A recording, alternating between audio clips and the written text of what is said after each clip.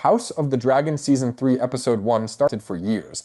In the Mountains of the Moon, she successfully claims Sheepstealer, the wild dragon that has long avoided riders and lived beyond the control of noble houses. For Rhaenyra, this is more than just a personal achievement. She has spent most of her life feeling left behind in a family where dragons are tied to identity, status, and power. While other members of her family bonded with dragons and became important players in the conflict, Rhaenyra often seemed like an outsider looking in. The moment Sheepstealer accepts her is therefore one of the most satisfying scenes in the episode. It represents years of frustration finally paying off. Yet the show refuses to treat it as a simple victory. Sheepstealer is not a trained dragon raised around Targaryens. He is wild, unpredictable, and dangerous. Rhaenyra may have claimed him, but she has not mastered him. The episode quickly establishes that getting a dragon and controlling one are very different things. Sheepstealer responds to her presence, but he remains a creature driven by instinct.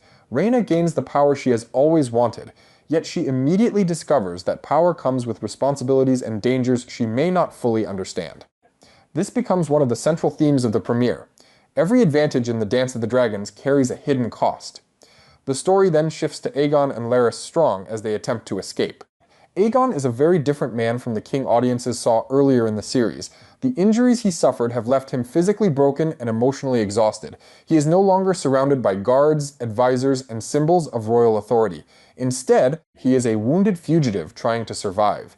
There is something tragic about seeing Aegon in this condition. Regardless of how viewers feel about him, he has become another victim of the war.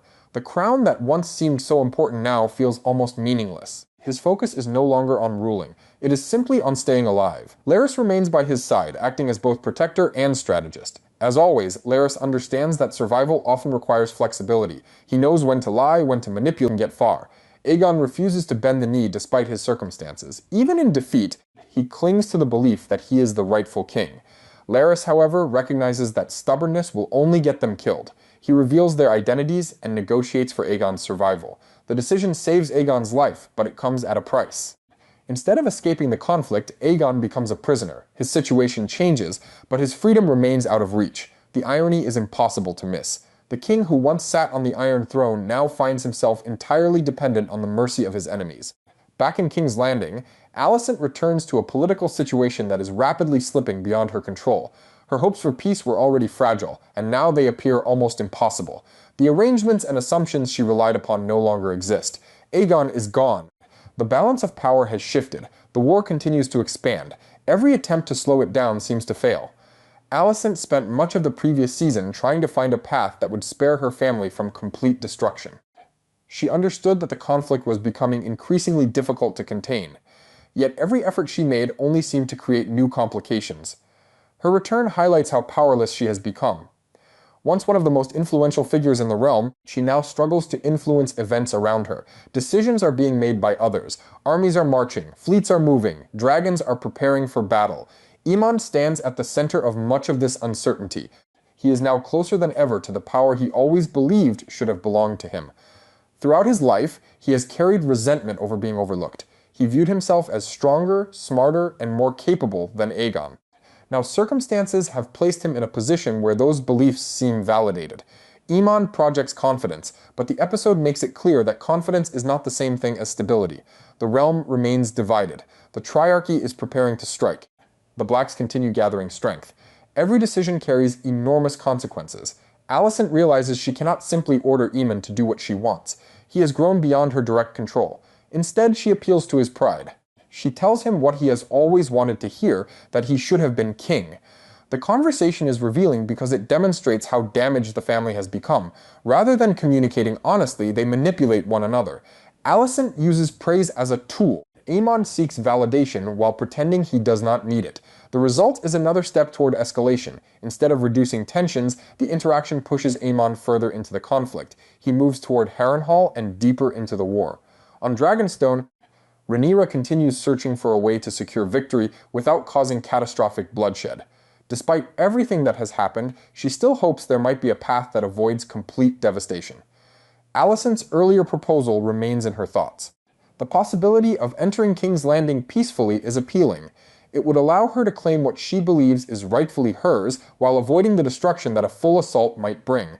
Unfortunately, many of the people around her are far less optimistic. Mysaria questions whether such a plan can realistically succeed. She understands how fragile political agreements become during wartime. Promises are easy to make and even easier to break. Jace is even more concerned. Having already lost his brother Luke, he understands the dangers of trusting circumstances to unfold peacefully. Luke's death taught him that good intentions offer little protection once dragons and armies become involved. His skepticism feels justified. The political landscape is changing too quickly. Too many individuals are acting independently. Too many variables remain outside anyone's control. Nevertheless, Rhaenyra chooses to pursue the possibility of peace. She sends ships toward King's Landing and begins making plans to recall Daemon from the Riverlands. Her strategy reflects both her strengths and weaknesses as a ruler. She genuinely wants to avoid unnecessary suffering, but she sometimes underestimates how chaotic events have become. The problem is simple. Her plan depends on people behaving predictably. Nobody is behaving predictably anymore. Meanwhile, Daemon remains in the Riverlands, where he appears far more comfortable than he ever did sitting in council chambers. Politics often frustrates him because it requires patience and compromise. War, by contrast, offers direct solutions. The Riverlands provide Daemon with exactly the kind of environment he understands best.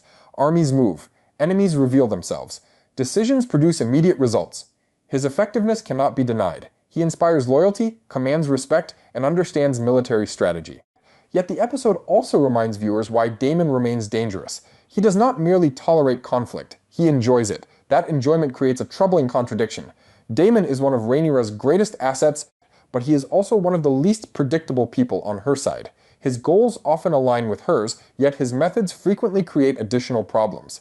As the episode progresses, attention shifts toward the Battle of the Gullet, the massive confrontation that dominates the second half of the premiere. The Triarchy arrives with a huge fleet supported by Lannister wealth and commanded by Admiral Lohar. Their objective is straightforward. They intend to break the Valerian blockade and reopen access to King's Landing. The scale of the operation immediately signals its importance. This is not a minor skirmish. It is one of the largest military engagements seen in the series so far. The ship carries enormous emotional significance because it honors Rhaenys. Every plank and sail serves as a reminder of the woman he loved and lost. That emotional connection gives the battle additional weight. Corlys is not simply defending a strategic position. He is defending a legacy. At first glance, the Blacks appear to possess a major advantage.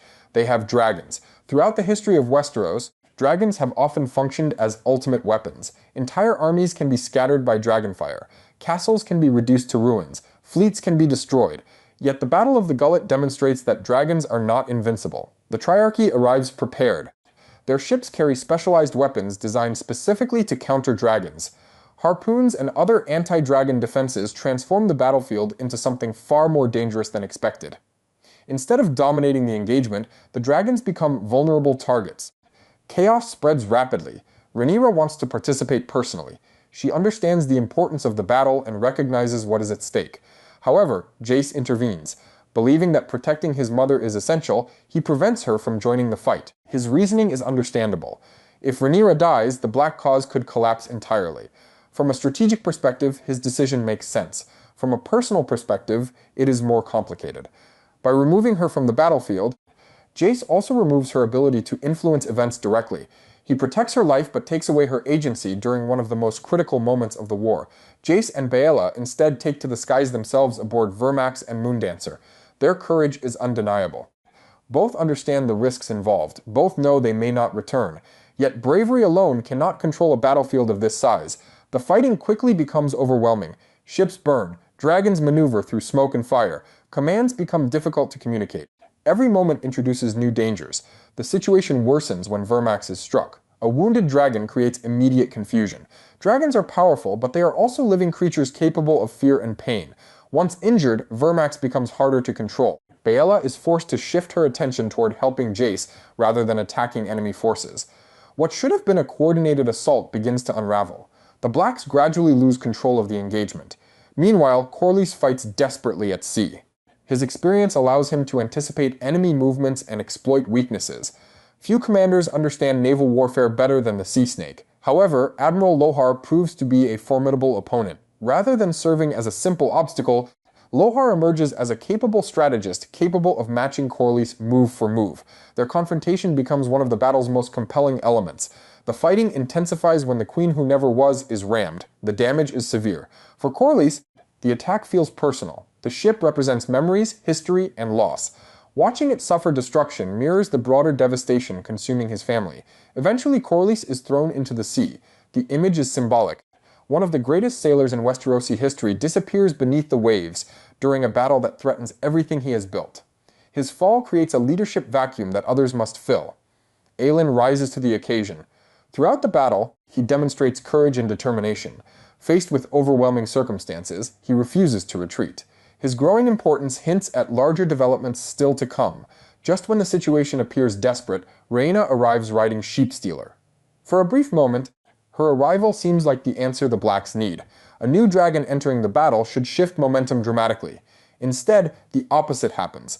Because Rhaena lacks complete control over Sheepstealer, the dragon behaves unpredictably. Rather than focusing exclusively on enemy targets, Sheepstealer attacks Moondancer. The consequences are immediate. Confusion spreads through the Black forces. Allies suddenly become threats. Coordination collapses further. The scene perfectly reinforces the episode's central message. Dragons are not simple weapons. They are living creatures capable of creating as many problems as they solve. Vermax attempts to protect Moondancer. The effort proves fatal. Already wounded and struggling, Vermax suffers additional damage. Unable to remain airborne, the dragon crashes into the sea with Jace. The sequence is devastating because it unfolds so quickly. One moment, Jace is fighting to save his allies. The next, he is plunging toward the water. For a brief period, hope remains. Jace survives the fall. He reaches the surface alive. But survival does not last long. Stranded in open water and exposed to enemy forces, he becomes an easy target. Arrows rain down. Jace dies not in a glorious duel or dramatic final confrontation, but in a brutal and practical act of wartime violence. His death is shocking, precisely because of its simplicity. The battle continues around him, but everything changes. Suddenly, questions about territory, ships, and tactical victories feel less important. The Blacks have lost their heir. That loss overshadows every other development. Jace represented far more than a line of succession. He was intelligent, thoughtful, and capable of balancing competing interests. Unlike many figures in the conflict, he often demonstrated maturity beyond his years. He could challenge Rhaenyra when necessary while remaining loyal to her cause. He understood diplomacy but was willing to fight when required. He possessed qualities that suggested he might eventually become an effective ruler. His death leaves an enormous void. For Rhaenyra, the loss is especially devastating. She has already endured the death of Luke. Now another son is gone. The tragedy becomes even more painful because Jace died while trying to protect her. His decision to keep her away from the battle ultimately costs him his own life. By the end of the episode, Rhaenyra remains alive, but the future she imagined has been shattered. The heir she expected to inherit her claim is gone. The emotional consequences will undoubtedly shape everything that follows. The premiere uses the Battle of the Gullet to communicate several important ideas about the war. Most importantly, it destroys any lingering illusion that dragons guarantee victory. Again and again, the episode demonstrates their limitations. Dragons can burn ships, but they can also be wounded. They can inspire fear, but they can also create chaos. They can win battles, but they cannot prevent tragedy. The episode also highlights how personal relationships continue driving political decisions. Alicent manipulates Aemond because she feels she has no other option. Aemond pursues power because of old wounds and resentments. Rhaenyra seeks peace because she wants to avoid becoming the monster her enemies imagine. Every major decision emerges from emotion as much as strategy. Rhaena finally gains the dragon she always wanted, only to discover that possessing power is not the same thing as controlling it. Alicent attempts to influence Aemond and instead reveals how fractured her family has become. Aegon escapes one terrible situation only to find himself trapped in another. Corlys survives the battle but suffers additional losses that deepen his grief. Rhaenyra keeps her life but loses her heir. The episode begins with someone finally claiming a dragon and ends with a mother mourning her son. That contrast captures the entire spirit of the premiere. Moments of triumph exist, but they never last. Every victory carries consequences. Every success creates new dangers. By the time the smoke clears over the gullet, the dance of the dragons feels larger, darker, and more destructive than ever before. Episode 2 of Season 3 just aired, and there is a lot to talk about. King's Landing falls. Aemon takes Harrenhal. Otto Hightower returns from the dead. Rhaenyra finally sits on the Iron Throne. There is more plot in this single episode than in most of Season 2, and the show is moving fast. So today I want to walk through everything that happened, what landed, and what it sets up for the rest of the season. There is a lot to cover. If you enjoy these breakdowns, Drop a like and subscribe. It helps a lot. Let's get into it. The episode opens with the wrap-up of the Battle of the Gullet. Baela carries Jace's body back to Dragonstone on Moondancer. The Dragon Seeds finally show up to the fight, very late, in a quick montage that gives us at least a glimpse of Vermithor, Silverwing, and Seasmoke in action. It is brief, but it is something. The show clearly wanted to acknowledge that those three dragons were part of the battle, even if they were not the focus of the premiere. The real meat of the opening is Rhaenyra's reaction to seeing Jace's body.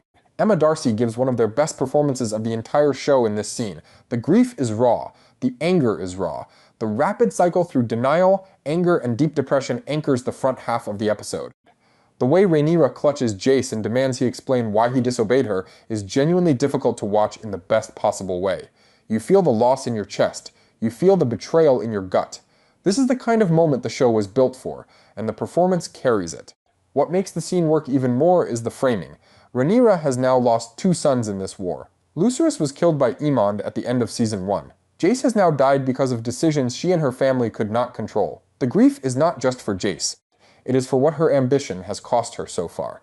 It is for every promise she made to her sons that she could not keep.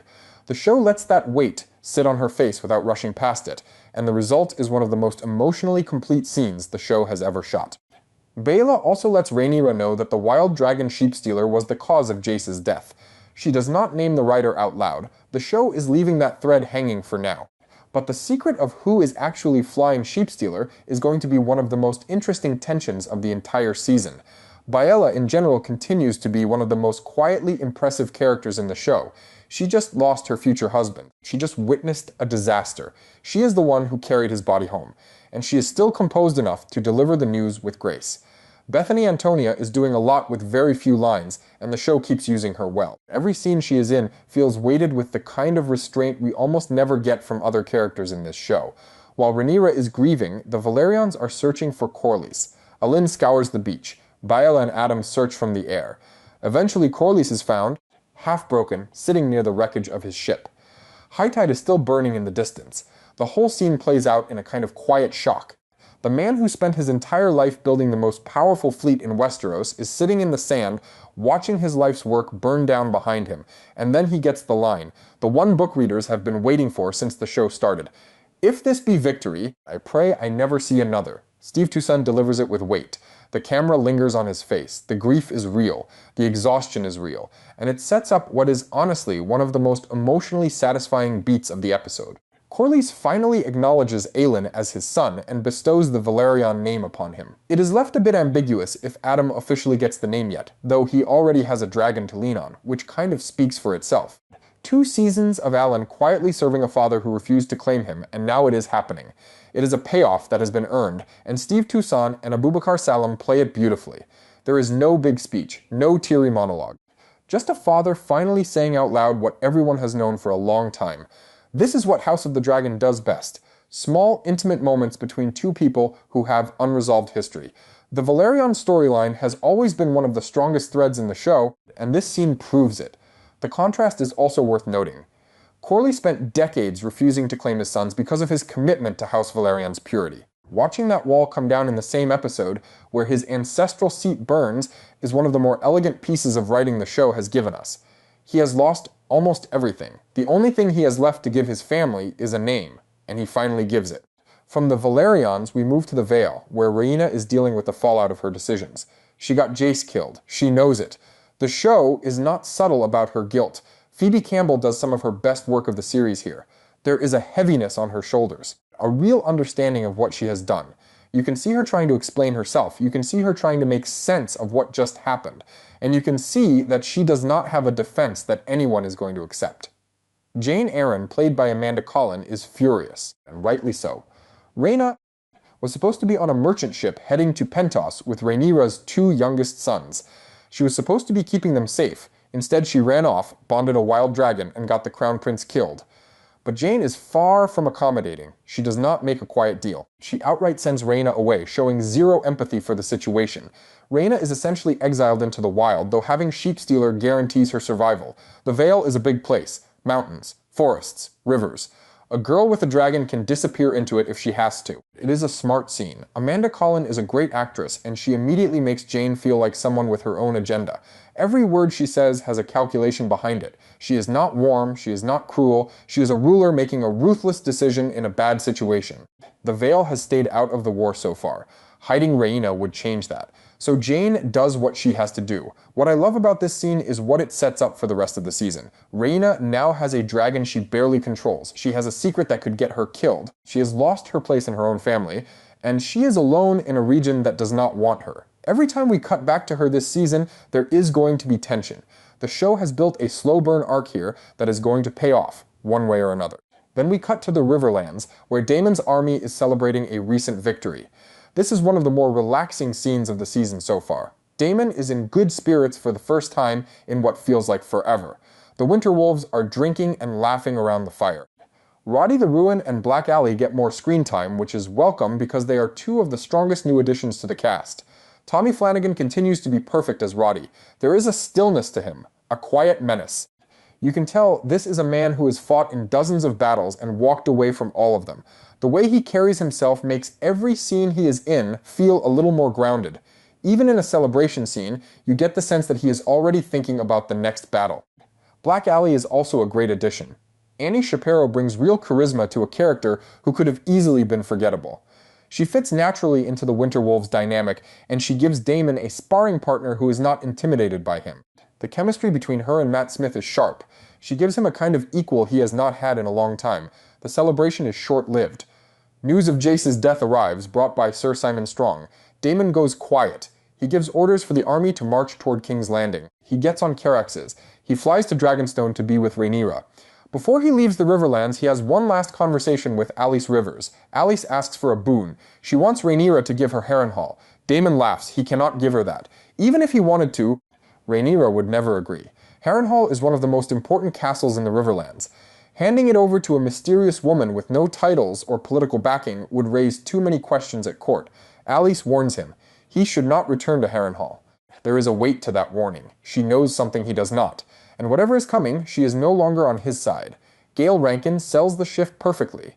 The witch who has been steering events from the shadows is no longer being subtle. She has made her offer. He refused it.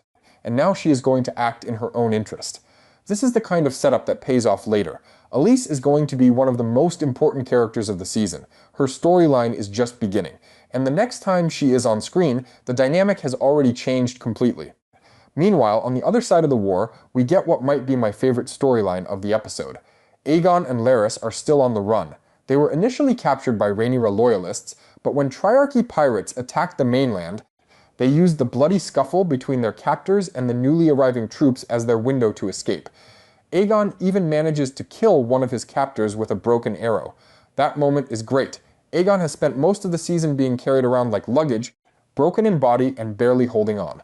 Watching him find one last bit of fight in himself is genuinely moving. He has not stood up for himself in a long time. He has not been allowed to. And here, when the chance comes, he takes it, with a broken arrow, while he can barely walk.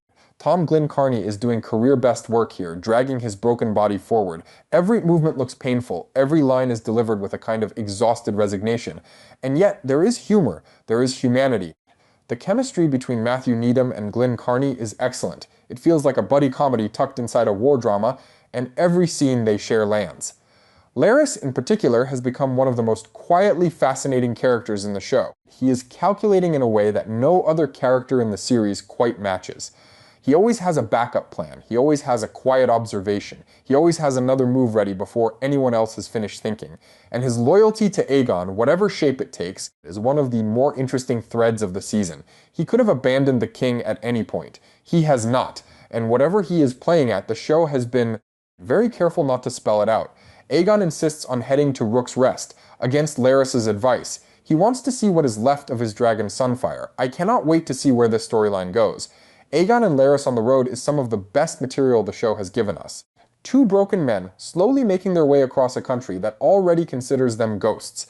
It feels like the start of something major. While Aegon and Larys head south, the first of two major set pieces in the back half of the episode kicks off.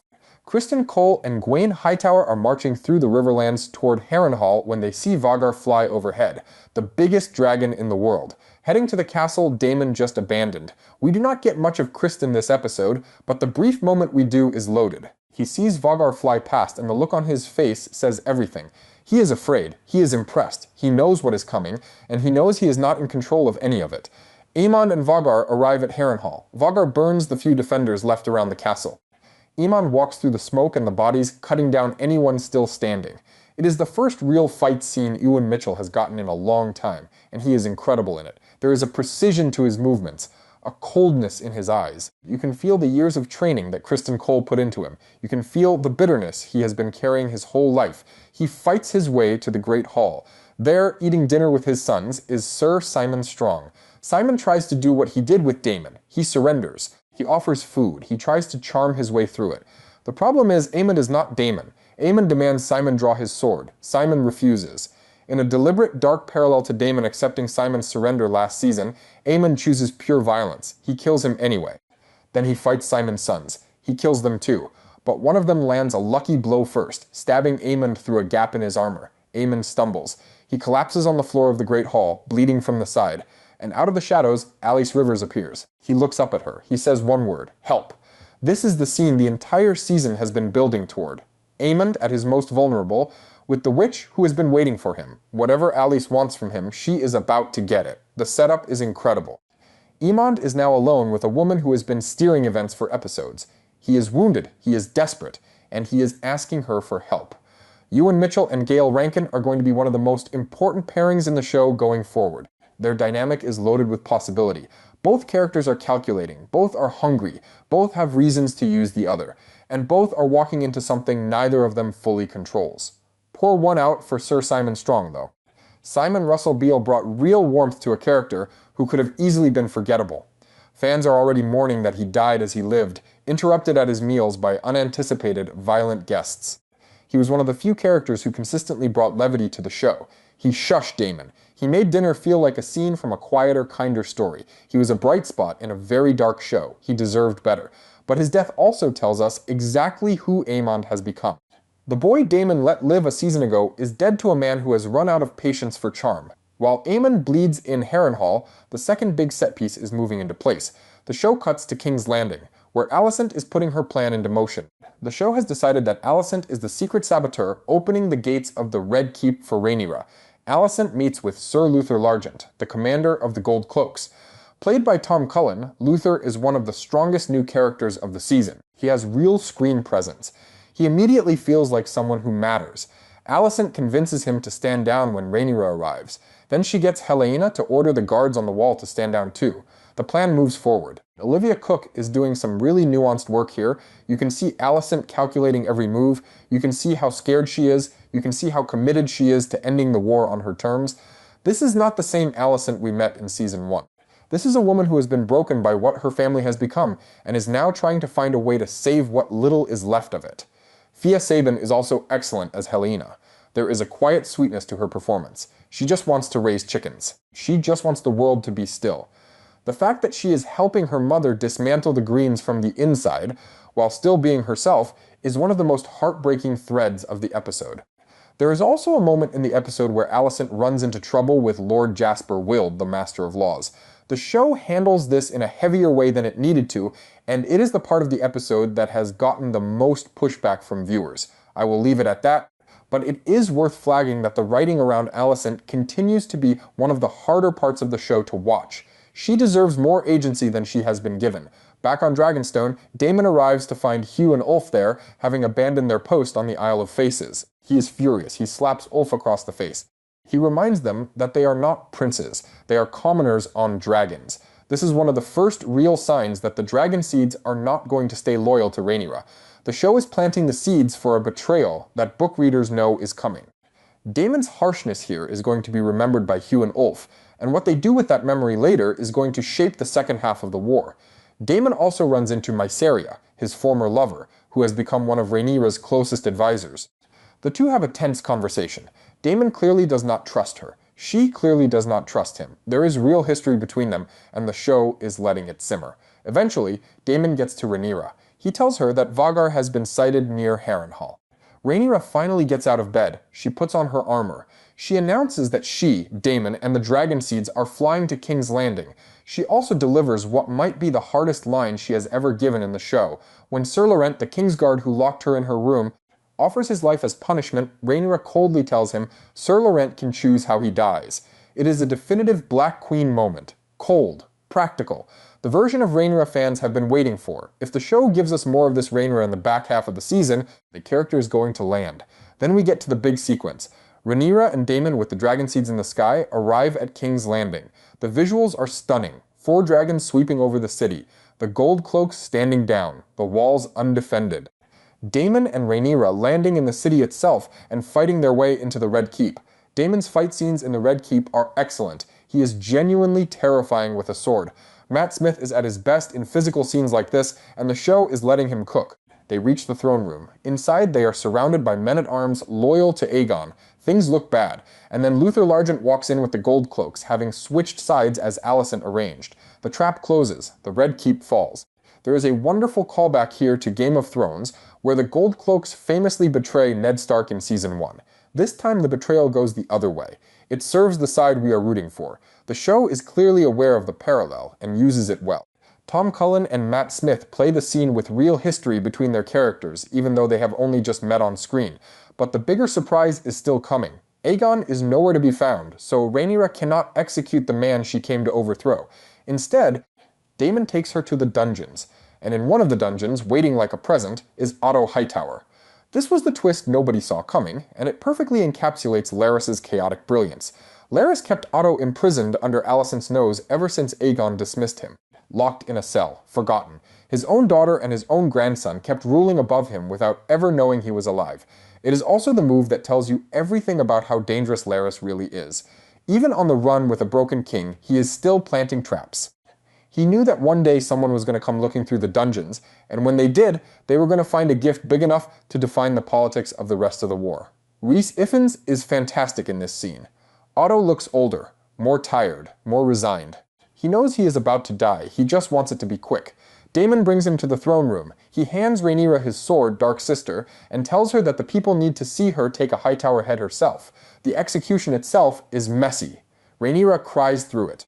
She has to swing more than once. The whole thing is hard to watch, but the symbolism is huge. Otto Hightower, the man who orchestrated the coup against her, is dead at her feet. Then she climbs onto the Iron Throne. In what is already being called one of the best visual moments of the series, we see Rhaenyra's reflection in a pool of Otto's blood, and she realistically slips just a bit on the blood as she steps up to take her seat. The throne is hers. The shot of her reflection in the blood is the kind of image the show has been building toward for 2 seasons. The cost of the crown made literal. The blood of her enemies under her boots. The episode ends with Alicent and Helaena being brought into the throne room. Alicent sees her father's headless body. She and Rhaenyra lock eyes. 2 women, 2 queens, 1 corpse between them. The look they exchange does so much work. There is grief in it, there is anger, there is recognition. There is the entire history of their friendship buried under everything that has happened. Olivia Cooke and Emma Darcy say nothing, and yet they say everything. This is the kind of acting the show is built for. Whatever comes next between these 2 women is going to define the rest of the season.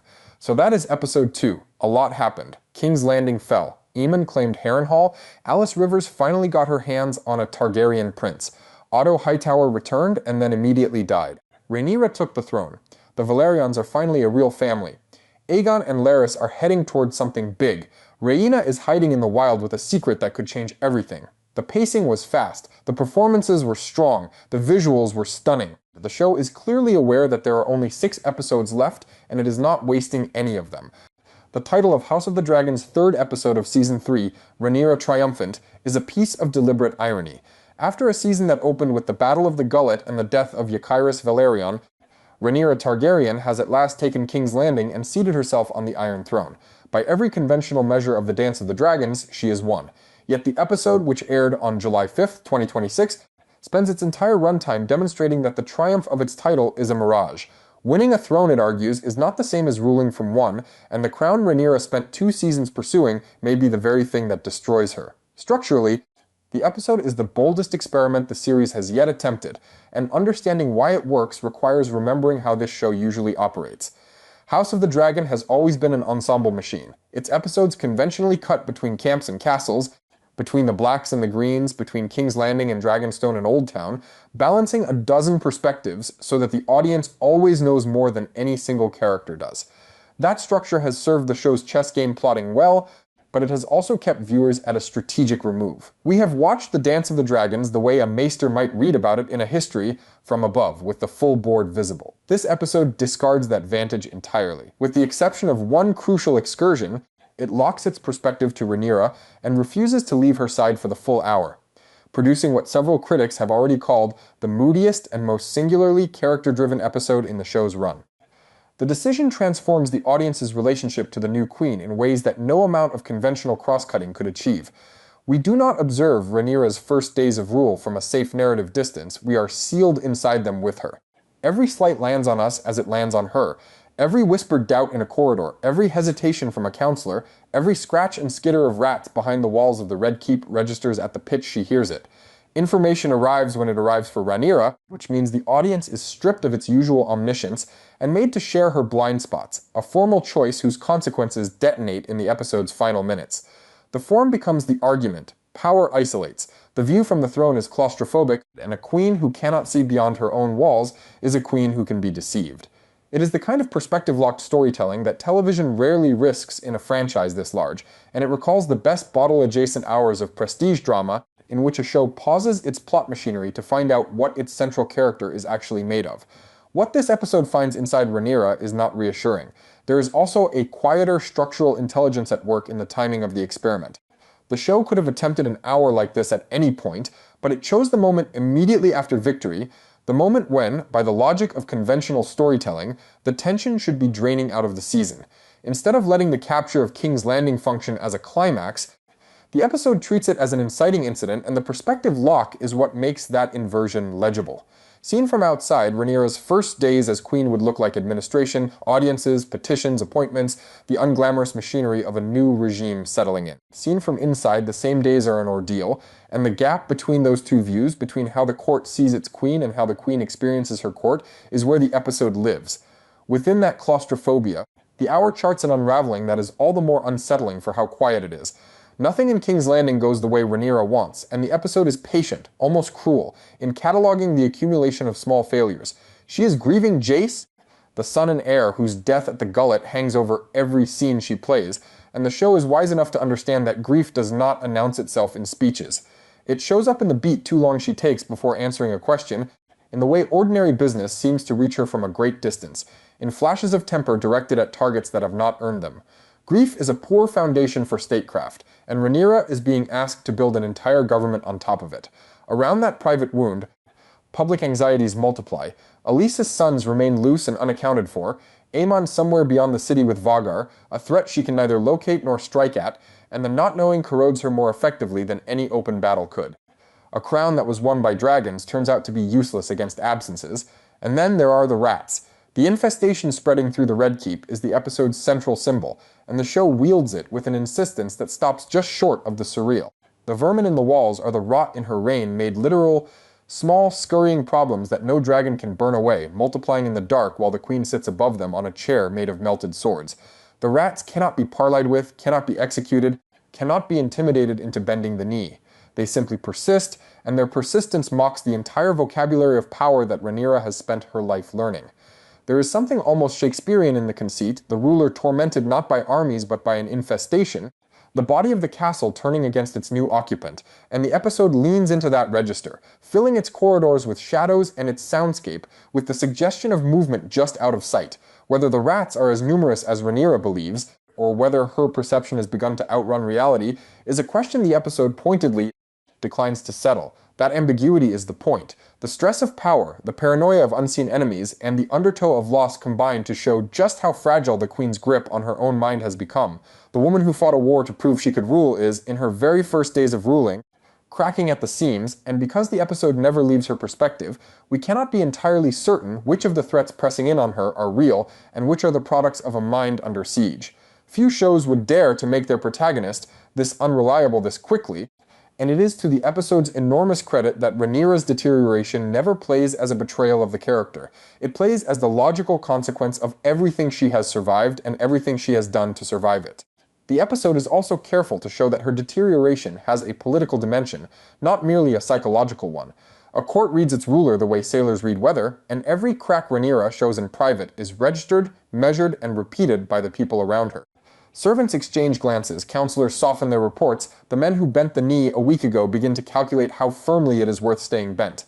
Madness in a monarch is never only a private tragedy, it is an invitation. And the episode lets us feel the court's confidence in its new queen eroding in real time, one hesitation and one outburst at a time.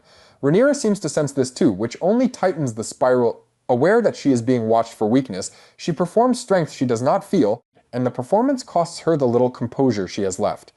If the rats represent the invisible threats, Rhaenyra's own allies supply the visible ones, and the episode's sharpest scenes are the ones in which her coalition begins to show its fractures. The most bruising confrontation belongs to Corlys Velaryon. The sea snake comes to his queen with a request that is, on its face, modest and even reasonable. He asks her to legitimize his sons, Alan and Adam, the dragon seeds whose service has been indispensable to her cause. Rhaenyra refuses, and her refusal is politically defensible, arguably even correct. She cannot open the question of legitimacy without opening it against herself, for the legitimacy of her own line is the loose thread on which her enemies have been pulling since before the war began. To grant Corlys what he asks would be to concede that legitimacy is a thing queens may dispense at will, and every lord in Westeros would immediately ask why the same generosity should not expose the parentage of her own children to fresh scrutiny. It is the sound reasoning of a careful ruler. But sound reasoning is not the same as wise handling, and what follows is the episode's most quietly devastating moment. Corlys, wounded and furious, calls Rhaenyra's 3 eldest sons bastards openly in front of bystanders. The word that shadowed Rhaenyra through 2 full seasons, the accusation men were maimed and killed for voicing, the slander that cost Lucerys an eye's worth of vengeance, and eventually his life, is now spoken aloud in her own court by the most powerful lord in her alliance, and she can do nothing. She cannot punish him. She needs his fleet, his gold, and his name too badly. She cannot ignore him. Too many ears heard it. The scene distills the episode's whole thesis into a single exchange. As a claimant, Rhaenyra could treat the bastardy question as an enemy weapon and answer it with fire. As a queen, she discovers that the same question now lives inside her own house, and fire is no longer an option. Her scenes with Elise are no easier, though they wound in a different way. In the aftermath of Otto Hightower's execution, Rhaenyra attempts a kind of amends with the woman who was once her dearest friend, and the episode gives their scenes a terrible, exhausted intimacy. Elise's position is unanswerable. She reminds Rhaenyra that she kept every promise she made, she sent Aemond out of the city, and she stayed the hands of the archers and the trebuchet crews who might have brought Rhaenyra's dragons down over King's Landing. Elise delivered the city, in other words, and her reward has been the death of her father. The episode does not pretend there is a way through this. The 2 women circle each other with the weariness of people who have cost each other everything and know it, who remember a friendship neither can retrieve, and who are bound together now by proximity and grief rather than trust. Rhaenyra needs Elisis as a symbol of reconciliation, as leverage over the Greens, perhaps simply as the last person alive who knew her before the crown, and Elise has every reason in the world to wish her ill. What passes between them is reconciliation without trust, which is to say, no reconciliation at all. A truce of mourners. In these paired confrontations with Corlys and with Alis, the episode makes its subtlest argument about power. Rhaenyra's dragons won her the throne, but a throne is held through the loyalty of people, and loyalty is precisely the currency she is running out of. Every ally in her court is someone she has disappointed, bereaved, or refused, and the episode counts the cost of each transaction with an accountant's patience. There is a bitter symmetry here that the show surely intends. The Greens' regime collapsed from the inside, a council of ambitious men pulling in different directions around a weak king, and Rhaenyra watched it happen from across the water. Now, holding the same throne in the same keep, she presides over the early stages of the same disease. Allies whose interests diverge from hers, grievances that cannot be paid off, and a ruler too depleted to do the constant, tedious work of tending loyalty. The Iron Throne, the episode implies, does not care which family sits on it, it imposes the same arithmetic on everyone. Meanwhile, the episode's one extended departure from the capital delivers the plot's forward motion and its trap. Daemon, flanked by the full remaining strength of Rhaenyra's dragons, meets Ormond Hightower in the field for a parley that plays in the moment as the war's formal ending. The terms are clemency. The fighting is over, Rhaenyra is queen, and if Ormond and his host will bend the knee, they may keep their lives and lands. Ormond, reading the sky above him, reluctantly submits. Then Daemon adds a condition that seems, in the moment, like shrewdness. He will be taking Daeron Targaryen, Ormond's dragon-riding ward and the last of Elise's sons still attached to an army, back with him. A spare heir with a dragon is a standing threat to Rhaenyra's claim, and removing him from the board is elementary strategy.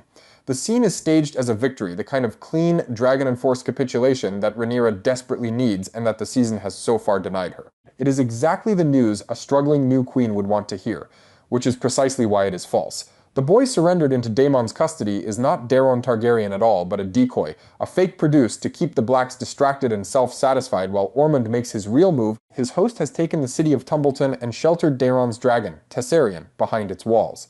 The reveal recontextualizes the entire hour. The perspective trick that trapped us inside Rhaenyra's head also trapped us inside her assumptions, and the episode's formal daring pays off as dramatic irony inverted. For once, the audience knew no more than the queen, and so the deception lands on us with the same force it will land on her. It is worth dwelling on what the twist says about the state of the war. The Blacks' theory of victory has always been arithmetic. Count the dragons, and the side with more of them wins.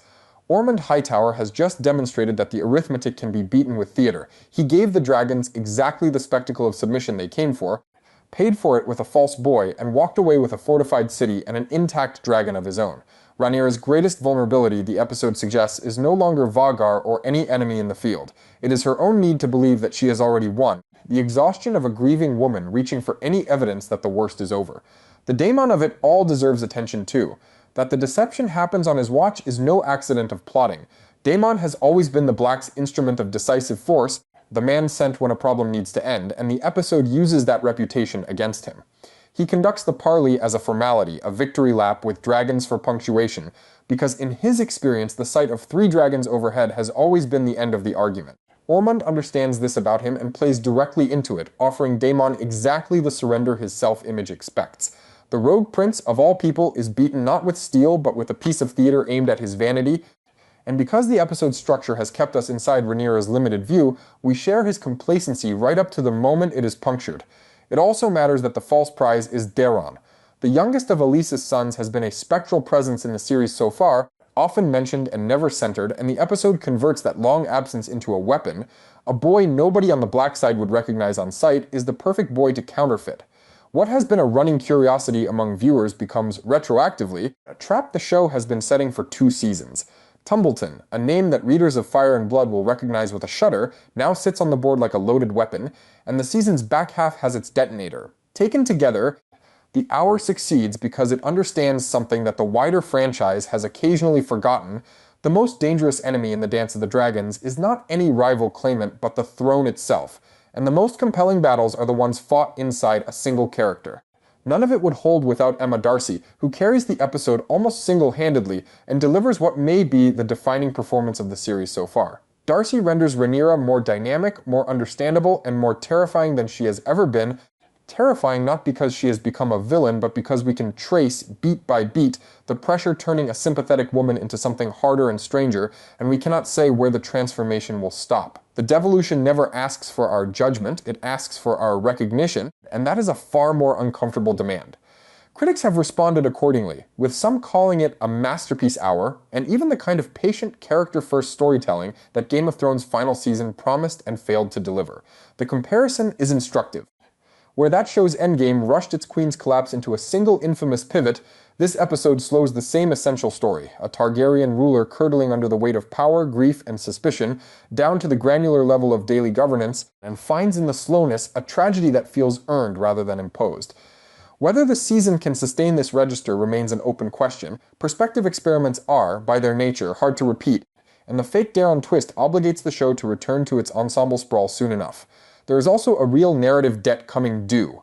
Tumbleton must be answered, Aemond must resurface, and a queen this frayed must eventually make a mistake the story cannot walk back. But as a statement of intent, the hour is unambiguous, and it clarifies what this season is actually about. The first 2 episodes spent their energy on spectacle, the gullet, the fall of King's Landing, and were, in their way, conventional war television. This episode announces that the war was only ever the prologue. The true subject of Season 3 is occupancy. What happens to a person who finally gets the thing that has organized her entire life and discovers that the thing is a job, a burden, and a slow poison all at once? The episode's cruelest joke remains its title. Rhaenyra is triumphant, and her triumph has delivered her rats in the walls that no fire can reach, the word bastard spoken freely in her own court, an old friend who owes her nothing but grief, a war she believes is finished, and a hostage who is not who she thinks he is. She sat down on the Iron Throne expecting to find power there.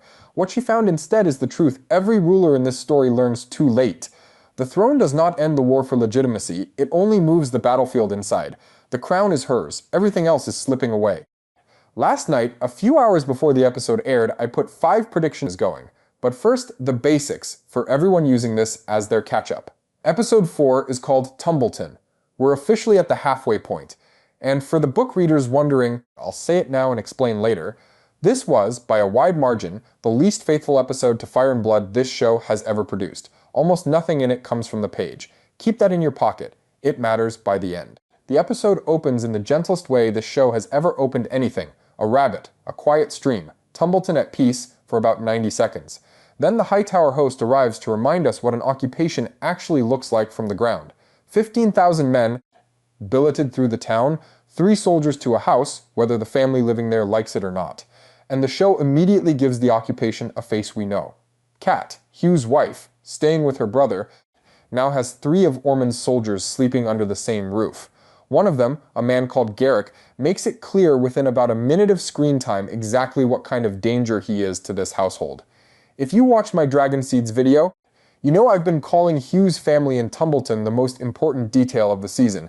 The show just moved them from a detail to a storyline, and it gets much worse before this episode is over. I'll come back to it, because the worst thing that happens this week happens to this family.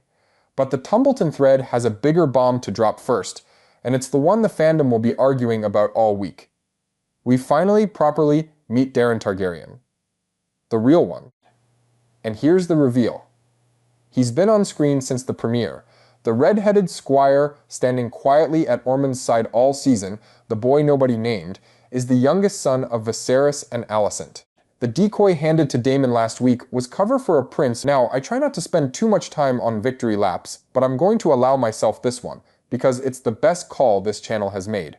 2 weeks ago, in the Daeron video, I told you about the nameless squire in the premiere, the one Ormond asked to be looked after, the boy with no Targaryen silver in his hair, and I said, hold on to that detail, because it's going to matter. That squire was Daeron. If you called it in the comments back then, and a few of you did, take your bow today. So who is the real Daeron? This is where the episode gets genuinely dark, and where the show does something with this character that the book absolutely does not. Because we learn what Ormond Hightower actually is this week, and he is not the pragmatic general I profiled 2 days ago. He's a believer, a faith of the 7 man to the bone, from the city where the Starry Sept stands, and in his eyes the Targaryens are not a dynasty. They're dragon-worshipping savages, something close to an infestation wearing crowns. And he has spent years raising Alicent's youngest son away from his family, shaping him with a very specific purpose. A Targaryen king who rejects everything Targaryen. His words to the boy this week are blunt about it. Now, you must be king. We also learn through Orwyle back in the capital, a detail that quietly rewrites the whole green side of this war. Ormond wasn't in contact with Otto at all. All those years Otto was scheming in the Red Keep. His kinsman was ruling Oldtown and the Reach like his own private kingdom, running his own project on his own timeline. Which means the man I compared to Otto in my last video is something stranger than an heir to Otto's methods. He's a third faction that's been wearing green this whole time. I said on Saturday that book readers are as blind as everyone else with this character. I did not expect to be proven right this fast or this hard. And then the episode's final scene, the one the promo teased with that glimpse of fire. Earlier in the hour, one of the soldiers billeted with Kat's family assaults the household. When the matter comes before Ormond, he sides with the family, publicly, and it plays like wisdom, like an honorable occupier keeping his men in check. Another lesson for young Daeron watching at his side. Then, at the end of the hour, the same lord has Kat's brother brought out, bound and kneeling, condemned for striking a Hightower soldier, the soldier who attacked his family. Ormond hands Daeron his sword and orders the boy to kill him. And Daeron, after protests that I'll charitably call feeble, does it. Runs a bound man through. Tessarion burns the body while the boy watches, and Ormond, satisfied, says 4 words, and now we begin. There's a lot packed into that scene, so let me pull the threads apart. For Daeron, it's a corruption story compressed into one act. In the book, and in my video 2 weeks ago, this kid is the good green, the gentle one, the brother who wasn't there for any of the crimes. The show just made his introduction to the war the execution of an innocent man, ordered by the person he trusts most. Whatever the book says about Darren the Daring, the show is building Darren the Groomed, and I don't think those two characters end in the same place. For Ormond, the public mercy and the private execution are the same lesson taught twice. He wasn't protecting Kat's family when he sided with them. He was performing justice for an audience, and when the performance needed a different ending, the same family supplied the corpse. And for Hugh. Hugh, who is right now standing watch over Tumbleton on the second largest dragon alive. His brother-in-law was just executed by a Targaryen prince and burned by a Targaryen dragon, inside the town where his wife is trapped. When that news reaches him, and it will, what exactly does loyalty to a dragon rider's queen mean to a man whose family is being destroyed by dragons on both sides of the war? 3 weeks I've been telling you this man is the hinge of the season. The show just poured blood on the hinge. Alright, King's Landing, where the queen finally had a competent week and where my missed prediction lives. The Tumbleton problem lands on the council table, and the answer comes from an unexpected chair. Orwyle, the old Grand Maester, suggests the obvious in hindsight move. Daemon's Riverlord army is already marching toward the capital. Send it to Tumbleton instead. Retake the town with soldiers, man against man, no dragonfire, no burn small folk, no gift to the green story. Rhaenyra agrees and rewards him with his council seat back. So my prediction that no dragonfire falls on Tumbleton held. But I told you the counter move would run through Mysaria, something covert, inside the walls. It didn't. The answer was conventional, military, and honestly smarter than my version, because it also solves a problem I wasn't weighing. What do you do with a victorious Riverlord army marching toward your broke capital, expecting to be paid? You give it a war to fight instead of a treasury to empty. That's the part I got wrong, and the way I got it wrong is instructive. I keep expecting this show to solve problems with cleverness. This week it solved them with governance. That might be the whole point of this stretch of the season. Mysaria did earn her chair in a different way though, with the single most cynical suggestion of the episode, and I mean that as a compliment. The crown is broke, the city will eventually find out, and someone will have to wear the blame. So appoint a master of coin now, she suggests, and let him be the sacrificial lamb when the coffers are revealed to be empty. Rhaenyra knows just the man, Torrin Manderly, the sharp-tongued northerner who caught her attention at the banquet last week. Watch that appointment. The man is either being set up to fail or he's too clever to fail on schedule, and either version is a storyline. One more King's Landing thread worth your attention, because it connects to Tumbleton more than the episode admits. Rhaenyra asks Orwyle about the Hightowers and the Faith, and his answer is that the Seven are as woven into that family as dragons are into hers. 2 episodes ago, I made the argument that her Faith problem and her Hightower problem were one alliance speaking 2 languages. This week the show made it text, and then went further than I did. The man leading that alliance, holy war, and only one side knows it's fighting one yet. Now the veil and the scene of the episode, and I say that knowing what happens at Tumbleton. Daemon goes to Lady Jane Eyre for money. She's visibly relieved he isn't asking for soldiers, and she sends him home with 10,000 gold dragons. Mission accomplished, storyline over. Except on the flight back, Caraxes stops obeying him. And I want to flag how unusual that is. We've seen Rhaena lose control of a dragon. We've seen Aemond lose control of Vhagar with children's lives in the balance. We have never, in 3 seasons, seen Daemon Targaryen not in command of his own mount. Caraxes catches a scent, ignores him, and lands where he wants to land. A rocky perch. A cave. And inside it, half feral and worse for Ware, his daughter and sheep stealer. So my prediction that Daemon finds Rhaena landed, though I'll be honest, I predicted he'd find her through the hunt for the mystery rider, and instead, the show had the dragon do it. Father found by scent, which is stranger and better than what I wrote. And the scene itself is Daemon at his most fascinating, because he does everything almost right. He doesn't rage. He tells her plainly that Rhaenyra believes this dragon and its rider are the reason Jace is dead. He offers her the 2 survivable doors, go to Pentos as she was supposed to, and no one ever knows, or come with him to King's Landing and confess, and he'll stand with her. And Rhaena refuses both. She chooses the cave. Penance, isolation. A girl sentencing herself because no court knows enough to. He can't move her, and he leaves. And then he does the thing that will detonate later. On his way out of the Vale, Daemon takes the head of some poor herder who happened to be nearby, brings it back to the capital, and presents it to the small council as the mystery writer. Case closed. His grieving wife, shocked, asks the obvious questions. Who is this man? How did he claim a wild dragon? And in her grief, she doesn't push past his non-answers. One person at that table isn't buying it. Mysaria. Her whole job is smelling lies, and the camera makes sure we see her smelling this one. Step back and look at what just happened, because under the tenderness, it's enormous. Daemon chose his daughter over his queen and sealed the choice with an innocent man's head and a lie into the face of the woman he just spent 2 episodes recommitting to. It's the best and worst of him in one move, the father showing up for once, the man solving grief with a sword, and it plants a lie at the exact center of the marriage this season rebuilt. When it surfaces, and Mysaria's face promises it will, Rhaenyra learns that her husband protected the person connected to Jace's death and fed her a stranger's head to grieve over. I'd circle that. It's the quietest bomb this show has ever armed. Rook's Rest, briefly, because the episode's shortest thread might carry the season's longest consequence. Aegon and Larys finally reach the place where the king fell, and it's a graveyard tour. They pass the rotting corpse of Meleys, Rhaenys' dragon, still lying where Rook's Rest killed her, and they find Sunfire, presumed dead since Season 2, and to any reasonable eye, looking the part. Aegon pays a local to let him near, touches his dragon, and declares him alive. The show lets us doubt it. The body doesn't move. But if you watched my video on the throne scene this week, you already know why I don't doubt it, and I'll keep this spoiler light for the newer viewers. A certain blonde king in the original series once gleefully told his fiancée exactly how Rhaenyra's story ends, and his version requires a particular dragon to be very much alive. The plan for now, per Larys, is patience, lie low, work in the castle unrecognized, find a ship to Braavos. A king scrubbing floors while his sister rules from his throne.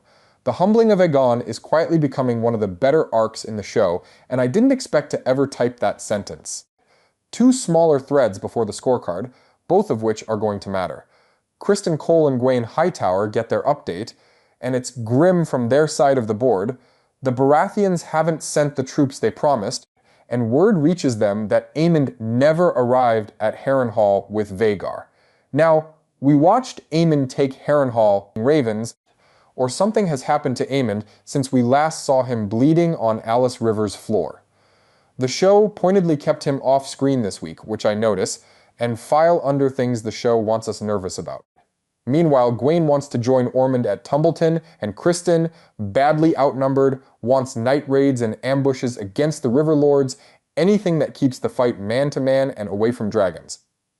Put that next to Orwell's plan. The River Lords are marching to Tumbleton. Criston is planning to bleed them on the road. Every armed force in this war is now converging on the same dot on the map. And then the last reveal, the one the episode saves for its final minutes alongside Darren's corruption. Helaena is pregnant. The show doesn't say the word, but it says everything else, and she's been hiding it from everyone, including her own mother. Take a second with the math of it. The Greens don't just have a missing king and a hidden prince anymore. They have an heir coming. A child of Aegon's line growing inside the one Green living under Rhaenyra's roof. The Queen executed Otto for treason 3 episodes ago. What does she do with this when she learns it, and she will learn it? Her Mistress of Whispers lives for exactly this. I genuinely don't know, and for the record, neither does the book. The histories have no version of this pregnancy. Which brings me to the point I told you to keep in your pocket. This episode isn't loosely adapted. It's off the map entirely. The real Darren as a groomed anti-Targaryen weapon, Ormond the Zealot running his own decades-long project. The Herder's Head, the cave, the pregnancy, none of it is in fire and blood. Some of the book faithful are frustrated this week, and I understand why. There are changes here I'd argue with too, and I'll do some of that arguing in a separate video. But I said it on Saturday, and it's doubly true now. We are all show watchers from here. The book still tells us certain destinations. It no longer tells us the roads. The scorecard, honestly tallied. No dragonfire on Tumbleton, hit. Daemon learns the truth about Rhaena, hit. Wrong mechanism. The dragon found her, not the hunt. Aegon reaches Rook's Rest, hit. The battle held for next week, hit. This was the tightening of the knot, exactly. The Mysaria covert counter-move, miss. The answer was Orwyle and an army, and I've already told you why I think my miss is instructive. Running total for the season, You can check the videos, they're all still up, that's the deal on this channel. So, next week, the Riverlords march on Tumbleton, with Criston hunting them in the dark on the way. Hugh learns what happened to his family, with Vermithor under him and his wife still inside those walls. Darren and Tessarion are in the town the Blacks are about to attack, and a lie is sitting in the middle of the Queen's marriage, with Mysaria circling it. Book readers, I know. I know. Next week I may finally have to open the file I've been keeping shut since episode 2. Show watchers, all I'll say is that the episode was called Tumbleton, and the town story is not over. 9 dead men are seated at a dinner table. That's the image this episode leaves you with. Not a battle, not a dragon. 9 murdered gold cloaks, including their Lord Commander, arranged like guests at a feast in the dark under the Red Keep, waiting for Daemon Targaryen to find them. Somebody staged that. Somebody wanted it found. And by the time the credits rolled, the season's real shape was impossible to miss. Ormond Hightower isn't waiting at Tumbleton for the war to come to him. His war is already inside the city, inside the walls, at the Queen's dinner table. Let's take the whole episode properly, thread by thread, and at the end I'll score my 5 promo predictions honestly, because this week the record is mixed, and one of them I can't even score yet. Start on the Blackwater Rush, with faces most of us had to squint at. The episode opens cold, in a Riverlord camp, with characters the show trusts us to catch up on. Young Lord Oscar Tully, boyish and in charge of far more army than any boy should hold, and a scarred northern commander the men call Roddy the Ruin, leading the Winter Wolves. They're arguing about a problem, and the problem is Criston Cole. The night raids I covered in this morning's video are working, and then the show does the generous thing and lets us watch one. Criston and Gwaine Hightower slip into the Black Camp in the dark, kill quietly, burn tents, and vanish before anyone organizes a response. Fast, ugly, effective. By the end of the sequence, Tully and the Wolves have understood exactly what's being done to them, and they're changing their plans accordingly. 2 notes on this thread, one practical, one personal to this channel. The practical one, every night this works. The Riverlord army slows, and every day it slows, Rhaenyra's clean no Dragonfire solution to Tumbleton gets older and weaker. I said in the promo breakdown that Criston's raids are Ormond's trap reasserting itself, pushing the Queen back toward fire, and nothing in this episode argued with that. The personal one, I published a whole video on Criston Cole, and I told you that when a man in this story promises songs, you should start counting his scenes. Well, he's still standing, no songs collected yet. And honestly, the small, human-sized war he's fighting in the dark is exactly the war that video argued he'd choose. If you haven't watched it, it pairs with this episode almost uncomfortably well. Now Harrenhal, because after 2 episodes of silence, we finally got our answers about Aemond, and they were worse than the theories. First, the castle gets visitors. A pack of black-aligned raiders shows up hunting the Kinslayer, and Alice Rivers meets them at the door alone. What follows is one of my favorite small scenes of the season. She plays tour guide to the haunted castle, unsettles them half to death, and sends bats swarming through the hall, and the show makes a point of letting us see how she does it. She throws a rock. No magic. Just theater, and a woman who knows exactly what men are afraid of. The show keeps doing this with her, letting us see the trick and still leaving the room colder than it found it, and I love that they refuse to resolve her. Then the prince. Aemon wakes from a nightmare, and the nightmare is Aegon, on fire, and what he says, when Alice calms him, is the key to everything this show is doing with him now. She saw it. She said, "I would die, and I ruined everything." He's talking about Helena. The prophecy from the end of last season, his sister telling him he would die, swallowed up in the god's eye, never seen again. He carries it like a sentence already passed. And as Alice holds him and sings to him, Aemon Targaryen, the most feared dragon rider alive, whispers one word into her shoulder. Mother.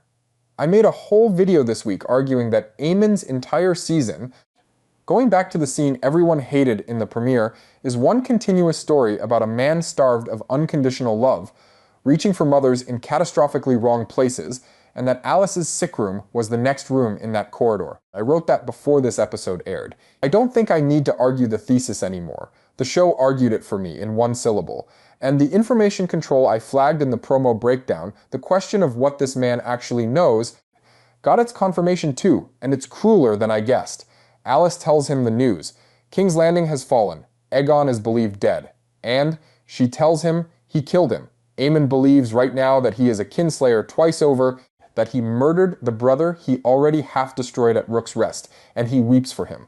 We know Aegon is alive, scrubbing floors 200 miles away.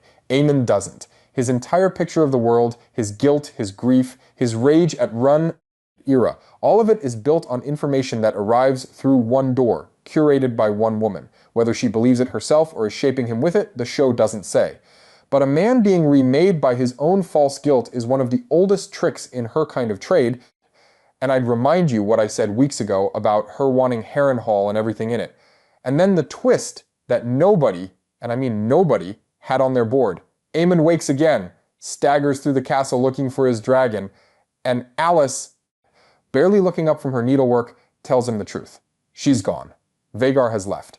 And across the map, at the small council, Adam and Baela report the same fact from the other side. The largest dragon in the world is loose, riderless, burning the countryside at her own whim. The wounded prince limps through his castle prison, wounds seeping through the bandages, wondering out loud if he's a prisoner, and collapses. The biggest weapon in this war no longer has a hand on it. I've spent a month talking about dragons whose riders can't be trusted.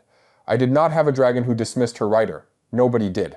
For the Blacks, the countryside she's burning is Rhaenyra's countryside now, her subjects, her food supply, her legitimacy problem, and there is no political answer to it because you can't behead a dragon for treason or buy one with a lordship. For the Greens, their single greatest asset just became nobody's asset, and every plan Ormond or anyone else built on the assumption of Vhagar eventually returning to the war now has a hole where its biggest number used to be. And for Aemon himself, it might be the most devastating blow of all, worse than the wound. Remember what I said in the video this week? Vhagar was the one relationship in his life without conditions, the only creature that ever simply chose him. She has now unchosen him.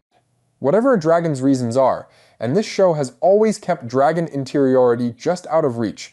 The oldest living witness to 100 years of Targaryen history smelled something at Harrenhal, grief or wrongness, or an ending, and left.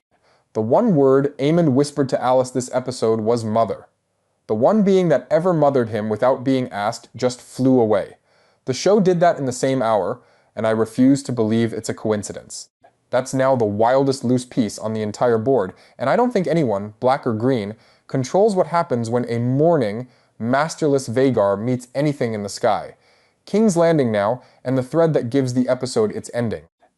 It starts as vandalism.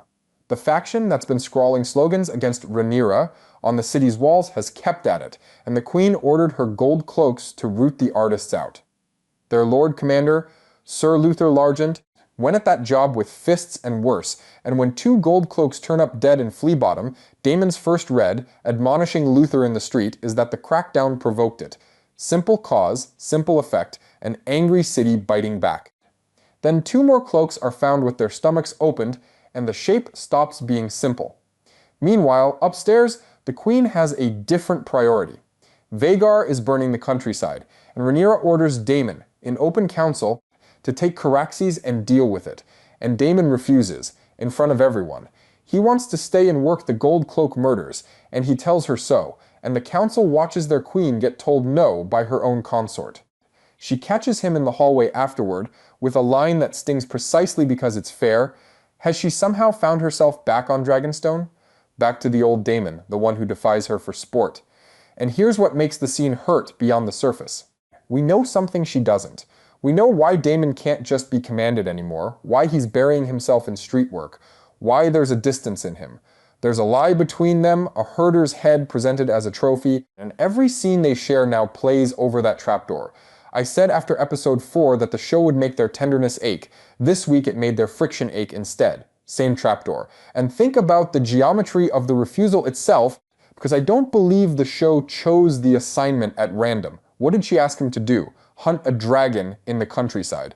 And what is the last thing that happened when Daemon Targaryen flew out of this city alone on that dragon? Caraxes disobeyed him, carried him to a cave, and showed him the secret that turned him into a liar. I don't think Daemon is refusing her out of pride, or not only pride. I think he doesn't trust the sky anymore. The sky is where his dragon makes its own decisions and his family's secrets live. The streets, the bodies, the puzzle, that's a world he can control with his hands. Watch the shape of his season, The man keeps declining the dragon-sized version of every problem and choosing the human-sized one. This war keeps producing men who've had enough of dragons. The dragons, unfortunately, have not had enough of them. There's also a colder political reading of that council scene that I want on the table, because Rhaenyra's side of it deserves the same care. Count what the room saw, setting aside everything we know. Her hand of information, Mysaria, already quietly unconvinced by the herder's head. Her consort publicly declining a direct command, days after delivering a suspiciously tidy solution to the mystery writer question. A court that just spent an episode learning the treasury is empty and the faith is hostile. In a healthy reign, a consort saying, "Not this errand, I'm needed here," is a Tuesday. In this reign, in that room, it reads as one more institution the queen doesn't fully command. She's not wrong to bristle. He's not wrong to dig. They're both right, separately, in a marriage that can no longer afford separately. That's the actual wound of the scene, and no dragon inflicted it. The bitter joke is that Daemon was right. His instinct, the thing he defied his queen over, was correct. Because at the end of the episode, following the trail down into the dark beneath the keep, he finds the answer to the Gold Cloak murders. And it isn't an angry city at all. It's a room, a long table. 9 dead men seated at it, arranged with care, Luther Largent among them. A feast for traitors, not a riot, not rage. Theater. A message composed by professionals and addressed to the queen. We are inside your city, inside your ranks, under your floor, and we can do this whenever we like. The coverage is already connecting it to Ormond's agents, and the shape fits everything we know about him, the man who fights legitimacy instead of armies. He doesn't need to storm King's Landing. He needs the city to feel unguarded and the guards to feel hunted, and after tonight, both are true. Book readers, a quick note on this one, because it's a significant change and worth naming plainly. Luther Largent dies in Fire and Blood too, but he dies in the chaos of a mob, a riot, the city itself turning. The show replaced the mob with an assassination, spontaneous rage with a calculated enemy. I have mixed feelings about that trade, honestly. The book's version says something about cities that the show's version doesn't. But as adaptation strategy, it's consistent with everything this season has done. It keeps handing the Greens' chaos to Ormond and making it design. The show wants this war to have an author. The book let it have a weather. Which leaves the thread that broke my heart a little. Alicent and Helaena. The pregnancy is out, at least between mother and daughter, and the scenes around it are as heavy as this show gets. Alicent understands instantly what her daughter is carrying, politically. A green heir, conceived in captivity, under the roof of a queen who beheaded their patriarch 3 weeks ago. And the episode does not flinch from where Alicent's mind goes.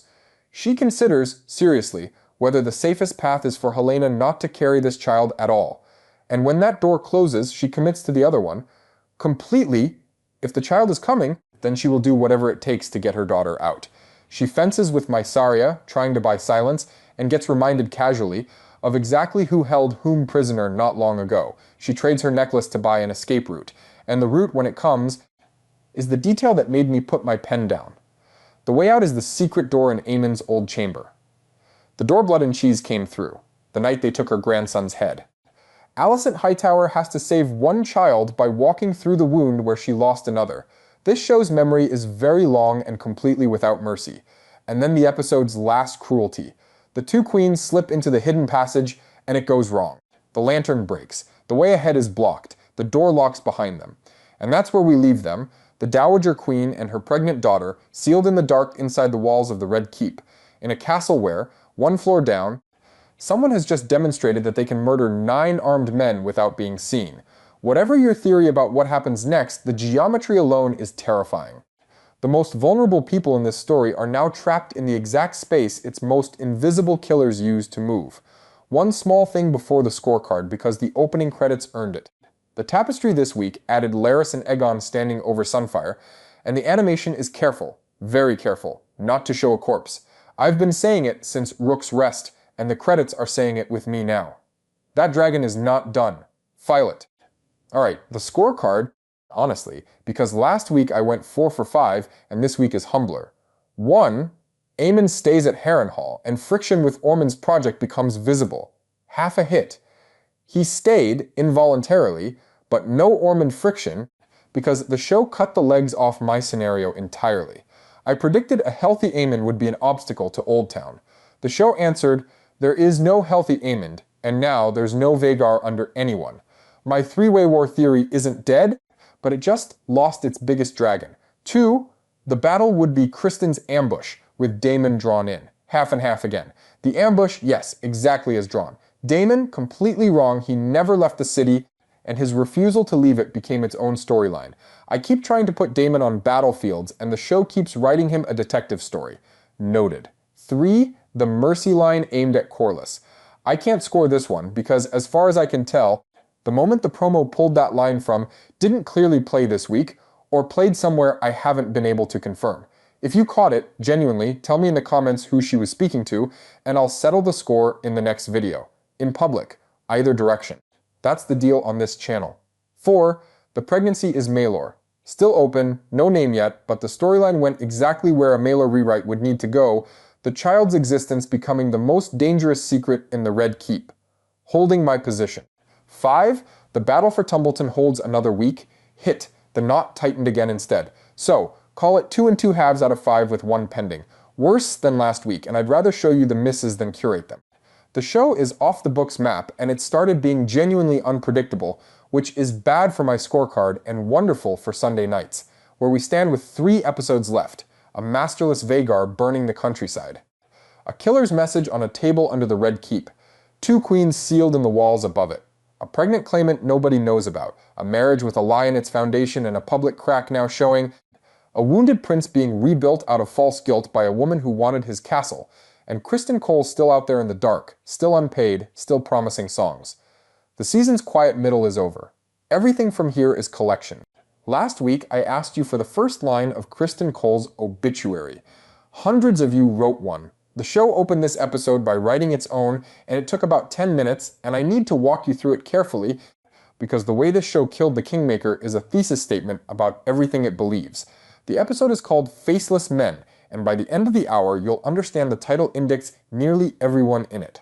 Let's go. The cold open. Criston and his remaining soldiers, marching to the death he promised them, come upon a Tully camp that's been ransacked. Corpses everywhere, slaughtered rivermen, a battlefield already finished. Except Criston senses it before we do. Something is wrong with the stillness, and then the dead stand up. The corpses come alive, blades out, and the green rearguard is being slaughtered by men who were playing dead among the dead. If you watched the Butcher's Ball video before the episode, you recognize this instantly. It's the book's Black Trombo ambush, killers hiding among the fallen, translated almost intact. The faceless men of the title, the first set of them anyway. Surrounded, his force collapsing, Criston gets his parley, and the show kept the beat I told you to watch for above all others. Facing Roddy the Ruin and young Oscar Tully, he offers to settle it between commanders, the few of them fighting it out to spare his men. The book's one honest moment, the Kingmaker trying to trade himself for his soldiers, survived the adaptation, and so did the answer. No. And then the show delivered its cruelest fidelity. There is no duel. Sir Criston Cole, the finest sword of his generation, the tourney knight who built a life on single combat, goes down under arrows. 2 to the chest, and the killing shot to the face loosed.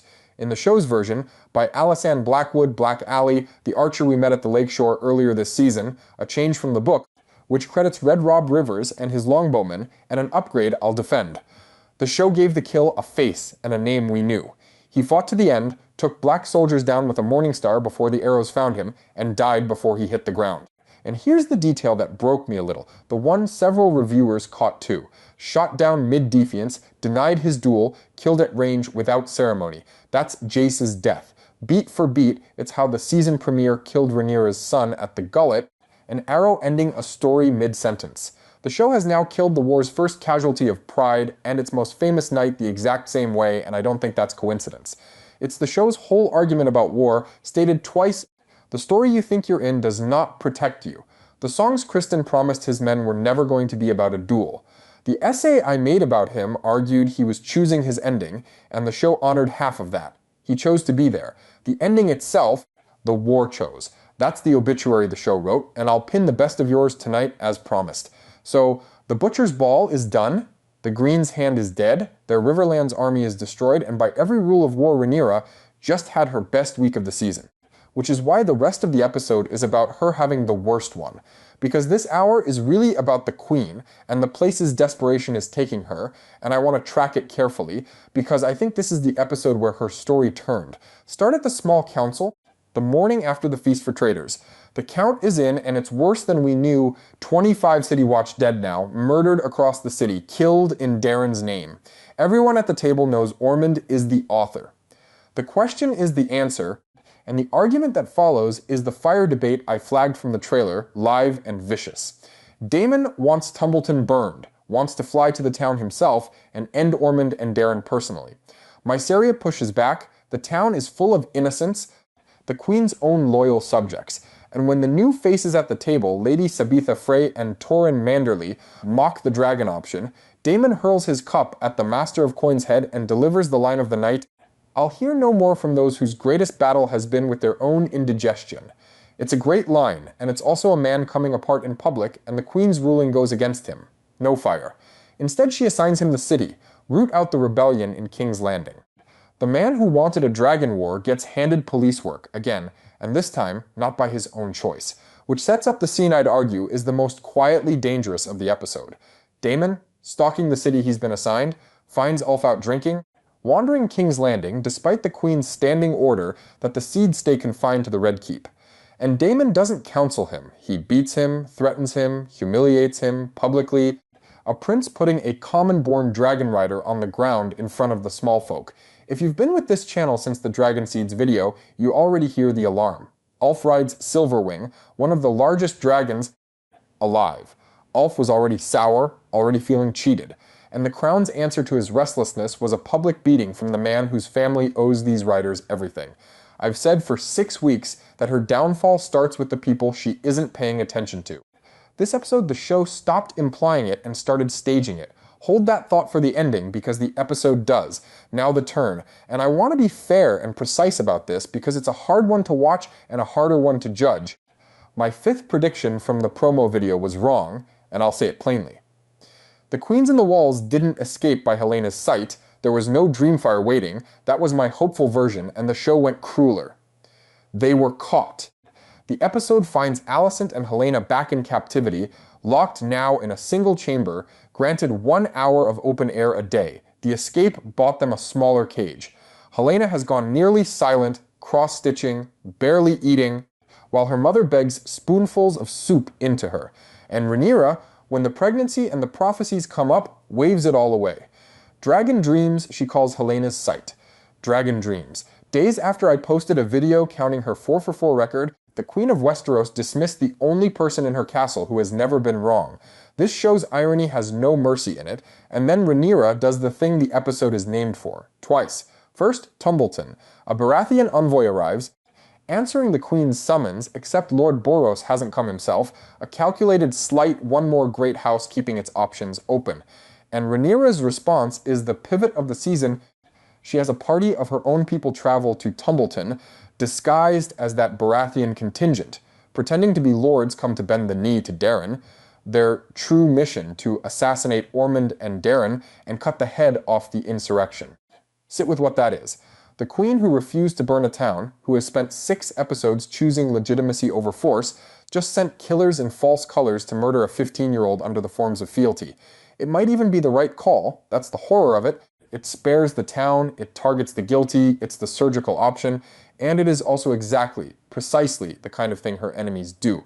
The vest Orwyle hands her, taken off one of Ormond's captured assassins, carries a stitched message: "Kick this dog and it will bite your hand." The Greens sent faceless men to her city. She's answering with faceless men of her own. The title isn't describing one side. And then the second plot, and this is the one that will be argued about for years. Rhaenyra comes to Alicent with a mission. Go to Harrenhal, to Aemond. Your son will admit you where he'd admit no one else, and the guards who ride with you will do what must be done. It's the Baratheon trick again, a beloved face as the key in the lock, except the lock is Alicent's own child, and the leverage is her other child, because the offer arrives wrapped around Helena and the unborn baby like a fist. The show plays Rhaenyra's edge here with real venom. There's something almost vindictive in it. The Queen collecting on what she sees as Alicent's ingratitude. And Alicent, the woman I described 2 weeks ago as finally choosing her own walls, ends the episode on a horse, riding into the dark toward the castle where her son is healing, carrying his death warrant in her presence to protect her daughter and a grandchild. Book readers, let's name it together. This is the biggest single departure of the season, maybe of the series. In Fire and Blood, Alicent simply stays imprisoned through the entire occupation. The show has invented this road whole, which means, and I keep repeating this sentence and it keeps mattering, nobody knows what happens when she gets there. Not me, not the wiki. Nobody. A mother sent to kill one child to save another, off the map entirely. It's the bravest thing this season has written. And waiting at the other end of that road, Harrenhal, where the episode's quietest scenes were doing their own slow work. Alice Rivers tends Aemon still, and the dynamic I've been mapping since her first video is now almost text. He wants to leave, wants to find Vhagar, the reunion pull I predicted in the promo breakdown, half a hit, because the wanting is there but the going isn't. She keeps him. And her method is the one she's always used. She hints, witch plainly, that if he leaves, finds his dragon, and carries on down that road, it does not end well for him. Notice the shape of that warning. It's Helena's prophecy, the god's eye doom, repurposed as a leash. Whether Alice truly sees his death, or is simply using the fear of it, the effect is identical. The prince stays put, exactly as she requires, because she has plans for him. The show says so in nearly those words. And now his mother is riding toward that castle with killers at her back. The three most tangled threads of the season, the witch's project, the prophecy, and Alicent's impossible errand are all converging on the same haunted building, and I'd remind everyone one last time which lake it sits beside. The Vale, briefly, because the pressure there ratcheted exactly as predicted, half-credit division. We learn Jane Eyre has known, she gave Rhaena leave to hide in the mountain caves. But when Rhaena takes to the sky chasing a dragon sighting, Jane's patience snaps, and the scene turns genuinely frightening. A tirade, a slap across the face, and the Lady of the Vale musing on her moon door with an enthusiasm that any longtime viewer of this franchise will find familiar in the worst way. The doom that hangs over you, the trailer said, it hangs lower now. The secret didn't break this week. It creaked. Rook's Rest gave us the episode's one dark laugh. Tywin Lannister, master of coin, survivor of drowning, forced to dig Janos' grave while Aegon and Larys supervise from a comfortable distance. The grave's too shallow, Tywin observes. Larys, serene, they'll be gone before anyone finds it. Three of the most dangerous men in Westeros bickering over a hole. The destination question, Essos or Lannisport, stays open another week. And at Tumbleton, Gwaine Hightower completes the walk he chose when he left Kristen's tent, and his reward is Ormond's open contempt. A welcome so condescending, laced with an ugliness the show hadn't shown us from him before, that the coverage spent the night adding one more entry to the Lord of Oldtown's list of qualities. Gwaine traded a doomed commander who respected him for a living one who despises him. Watch where that lands in the finale math, which leaves the ending. And the ending belongs to House Targaryen. The middle of the episode gave the family its warmest and sharpest scenes. Baela and Alan, circling each other all season, finally collide, a conversation about absent fathers, her quiet line about how wearisome it must be, tending to everyone else all the time, and then the kiss the show has been building towards since episode 2. If you watch the Two Sons video, that thread just went canon, and the book readers in the comments are being very restrained and very smug, and Corlys gets the exchange of the episode with Alan. The old man asks why his son fights for a queen who refused to legitimize him, and Alan answers with a question. How long did it take you to come around? The Sea Snake has no reply. 20 years of this channel's favorite theme, delivered in one sentence by the man who lived it. Then Alan convinces his father to send Valyrian swords to reinforce the Bleeding City Watch, and Corlys, won over, gives his men a rousing send-off and prepares at last to go home. And the woods move. Men emerge, the episode's third set of faceless men, led by Sir John Roxton, Ormond's second, and they fall on the party, cutting down the Valyrian escort, with orders to leave none of the promised swords alive. And Corlys Velaryon, the Sea Snake, the man this season, already drowned once, is beaten down and taken. Alive, dead, hostage, we are not shown. The episode ends there, on the second Corlys cliffhanger of the season, and on a question with teeth, how did Ormond's men know exactly where and when the Valyrian reinforcements would muster? Someone told them. The episode doesn't say who, but it made very sure an hour earlier to show us a humiliated Dragonseed with every reason to bite the hand that kicked him. I'm not convicting Ulf on one episode's editing. I'm saying the show built the suspect for us, and the vest already told us the theme. Kick this dog and it will bite your hand. The scorecard, honestly. The Butcher's Ball and Kristen's Fall hit, and the book video's specific beats, the corpse ambush, the parley to spare his men, the denied duel, all held. The fire argument as the episode's real battle, fracturing someone near the queen, hit. That council scene was exactly it, and Daemon lost. Rhaenyra's secret breaking, half, it creaked, it didn't crack. Aemon moving toward Vhagar, half, the pull is confirmed, the leash held. And the queen's escaping by Helena's sight, miss clean miss, the show chose the crueler road, and honestly, the crueler road produced the better episode. 2 hits, 2 halves, 1 miss, and the season total stays posted in every video. That's the deal. 2 episodes left. The board, as it stands tonight, the Kingmaker is dead. The Sea Snake is taken. The Queen has 2 assassination plots in motion, one wearing Baratheon colors toward Tumbleton, one wearing her oldest enemy's face toward Harrenhal. A humiliated Dragonseed walks the city with a grievance, and, possibly, a debt already paid in blood. A witch holds a prince on a leash made of his sister's prophecy. And the 2 people I spent last week's essays on, the Queen in the Walls and the woman who has never been wrong, are separated now, one writing to her son, one silent with her needle, both exactly where the finale needs them. Comment question, and there's only one this week. Alicent arrives at Harrenhal with her son's killers at her back, and her daughter's life in the balance behind her. What does she actually do when she's standing in front of Aemond? Warn him? Deliver him? Or find the third door nobody's offering her? Best answer gets pinned, and given what this show did to my hopeful prediction last week, I'd think carefully before betting on mercy. The Kristen essay and the Butcher's Ball video, tonight's twin obituaries. The Alicent and Helena essays, more relevant now than when I posted them. The Two Sons video, for the kiss and the ambush. And the Vhagar breakdown for the leash. All below. See you midweek. The faceless men are everywhere now. Even the Queen employs them, especially the Queen. 2 things happened last night that this channel has been building toward for a month, and they happened about 40 minutes apart. The first, Rhaenyra Targaryen finally saw, with her own eyes, who was riding Sheepstealer. And in the same instant, she understood that her husband had known all along. The second, Ulf the White sat down for a drink with Ormond Hightower and sold his dragon for a castle.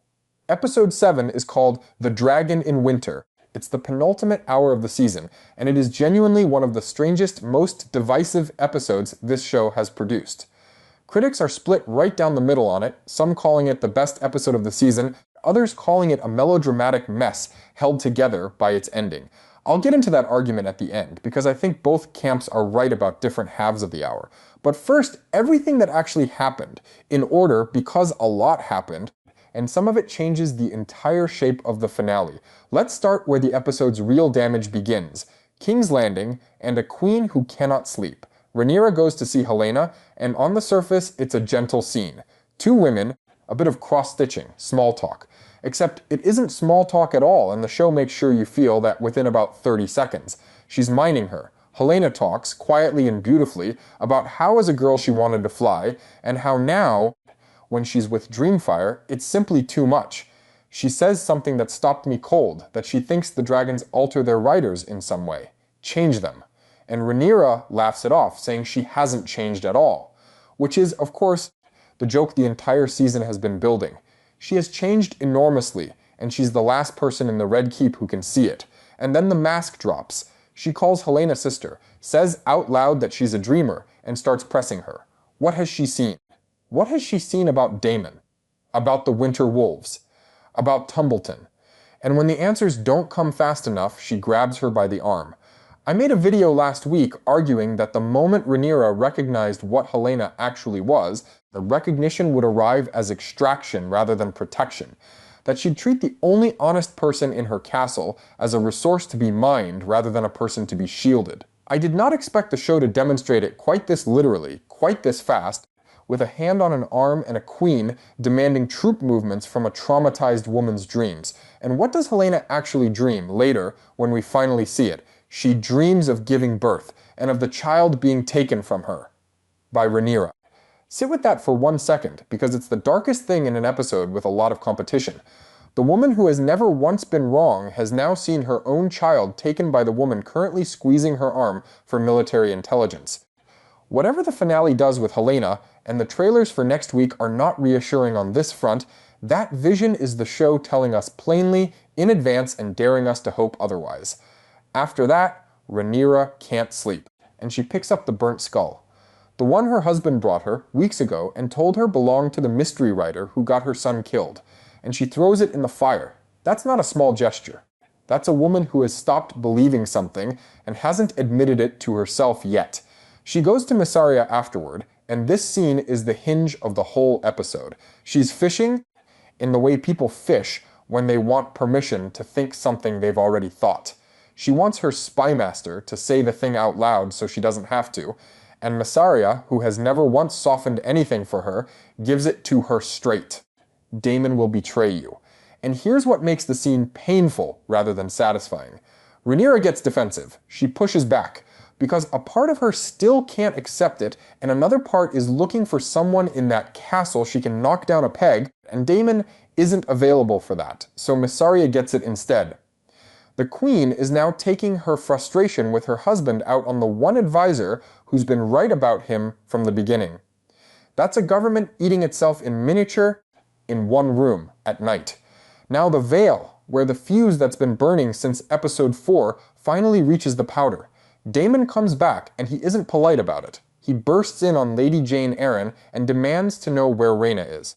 And Jane, who by this point has thoroughly run out of patience with the entire Targaryen family, tells him she's gone. Left. And then she gives him the detail that matters. There are rumors of a girl hiding out in the plants and the nettles nearby, and the rumor says she's hunting Aemond and Vhagar. Book readers, I saw you flinch at that word. Nettles. That's the show tipping its cap at the character it replaced with Rhaena, and it's about as close to an acknowledgement as we're likely to get. Meanwhile, Baela and Adam are out searching the countryside for Vhagar, who's still loose out there somewhere, riderless, and the show gives them a lovely little breather scene. Baela making a joke about her thing with Alan that goes completely over Adam's head. Enjoy that beat. It's about 4 minutes of warmth before the episode turns, and it's worth noticing where Baela ends up in all this, because the show quietly does something significant with her. When the queen flies out to chase the sheep-stealer sighting, Baela and Moondancer are the ones left behind to guard King's Landing, which sounds like a demotion and is actually the opposite. With Vhagar unaccounted for, and the capital already full of assassins, the only dragon standing between the Red Keep and whatever comes next is hers. She has become, without anyone announcing it, the last reliable piece on the blackboard. And she still doesn't know that her sister is the rider everyone's been hunting, or that her father has been covering for her for weeks. When that lands on Baela, and it has to land soon, it's going to hurt worse than it hurts anyone else in this story, because she's the one who lost Jace and never once made it about herself, because Daemon finds her. He tracks Rhaena down on Sheepstealer, and what follows is, for my money, the best scene in the episode, and possibly the best father-daughter scene this show has ever done. He tells her she isn't being careful enough, and she tells him what she's actually been doing out there, which nobody, including me, had guessed. She's been hunting Vhagar, deliberately, because she believes she owes Rhaenyra a debt for Jace's death, and she's decided there are exactly 2 ways to pay it. Kill Vhagar, the biggest dragon alive, and hand the queen the war. Or die trying, which settles the debt just as well. That is a 19-year-old girl who has decided her only 2 acceptable futures are heroism or death, and she's completely calm about it. And Daemon, for once in his life, doesn't rage, doesn't command, doesn't fix it with a sword. He offers to go with her, the 2 of them, together, against Vhagar. And then he says the thing I genuinely did not expect from this character. He tells her he didn't have a dragon either, when he was a boy, and that he should have done better raising her.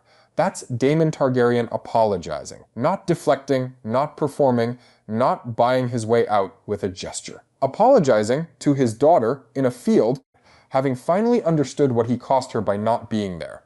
And roughly 90 seconds later, the sky fills with dragons. Rhaenyra and Adam arrive on Syrax and Seasmoke, because word of a sheep-stealer sighting had already reached the queen, which is why she left the capital in the first place. Daemon tells his daughter to run, on foot, leave the dragon, because they'll tear her out of the sky if she flies. So she runs. Adam catches her anyway, grabs her, and drags her back with her bag. And Rhaenyra sees her face. That's the moment. That's what the whole season has been walking toward. She looks at the girl who was riding the dragon that everyone believes killed her son, and it's her husband's daughter, and standing right there beside her, saying nothing useful, is her husband. Who knew? Who found her weeks ago? Who took an innocent man's head off and brought it home and let his wife grieve over it? She says it's over. 2 words. And I don't think she only means the standoff. Then it becomes chaos. And this is the part of the episode people are arguing about most, so let me describe it accurately before I get into the argument. Sheepstealer attacks. Syrax goes for him, and for a moment it looks like Sheepstealer is going to kill her outright. He gets Syrax in his jaws and does real damage. Then Seasmoke joins, then Caraxes. 4 dragons tangled in a field, with 4 riders on the ground screaming orders nobody's obeying. Rhaenyra and Rhaena flee on Syrax. Daemon sends Adam to escort the queen back to King's Landing, and stays behind with orders to finish Sheepstealer. And he doesn't. At the last possible second, with the wild dragon pinned and bleeding and finished, Caraxes backs off. Lets him go. Sheepstealer can't fly anymore, he's too badly hurt, but he crawls away alive, whimpering, and the show lingers on it in a way that's honestly harder to watch than most of the human deaths this season. And think about what that moment actually is, because it's the second time this season a dragon has overruled Daemon Targaryen on something that mattered. The first time, Caraxes ignored him and carried him to a cave, and that disobedience is the reason this entire storyline exists. This time, given a direct order to kill, Caraxes simply declines. Whether that's the beast recognizing something, or Daemon himself pulling the order at the last instant and the show letting the dragon carry the mercy for him, the episode doesn't say. But either way, the same man who killed an innocent herder with no hesitation whatsoever couldn't finish this one, because this one belonged to his daughter. That's the whole character in 2 contrasting acts. He'll murder a stranger without blinking to protect someone inside his circle, and he can't bring himself to hurt something inside it even when his queen has ordered him to. Now, the argument, because I don't want to skip past it, a lot of the criticism of this sequence is fair. Sheepstealer, established all season as a nearly untamable wild beast, sits placidly while a stranger physically drags away the only living thing he's bonded to, and only becomes violent later, when the plot needs the fight. 3 trained war dragons have him pinned by the neck, and somehow the fight keeps continuing. Multiple reviewers have pointed out correctly that the internal logic wobbles badly here in service of getting a big set piece on screen. One review called it a Pokemon battle. Another said the show is more interested in big moments than in whether those moments make sense. I think that's true, and I also think the sequence works anyway, for one specific reason. The theme underneath it is the strongest idea this show has. Nobody controls these animals. Not Rhaenyra, who screams at Syrax to stop and gets ignored. Not Daemon. Not anyone. The show has been planting that since Aemon couldn't stop Vhagar eating his own cousin, and this episode makes it text. 4 riders, 4 dragons, and every single human being present, reduced to shouting at animals that have decided, on their own, that this is happening now. The staging is sloppy, the idea is not. Harrenhal now, and the thing everybody is going to be arguing about all week. Alicent Hightower does it, she goes through with it. She poisons her own son. We spent last week talking about whether she'd warn Aemond, deliver him, or find some third door. There is no third door. She reaches Harrenhal, and the next thing we see is Alice River sitting with her owl, and Aemon stumbling into the room, clearly poisoned, before collapsing at her feet. Alice looks down at him and says one word, idiot, and Alicent flees the castle believing she's succeeded. 2 things about this. First, I would not bet a single copper that Aemond is dead. This is a woman who has kept him alive once already, who calls herself a witch, whose whole function in this story is knowing things and fixing things nobody else can. Every outlet covering this episode has landed in the same place.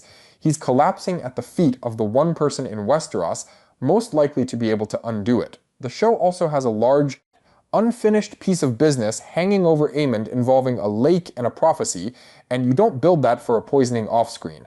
Second, and I have to be honest here, this storyline has become the most divisive thing in the season. There is a substantial chunk of the audience, including several critics I read this morning, who find the entire premise indefensible. That Rhaenyra would ask this, that Alicent would agree to it, that a woman who spent 3 seasons defined by her children would carry it out.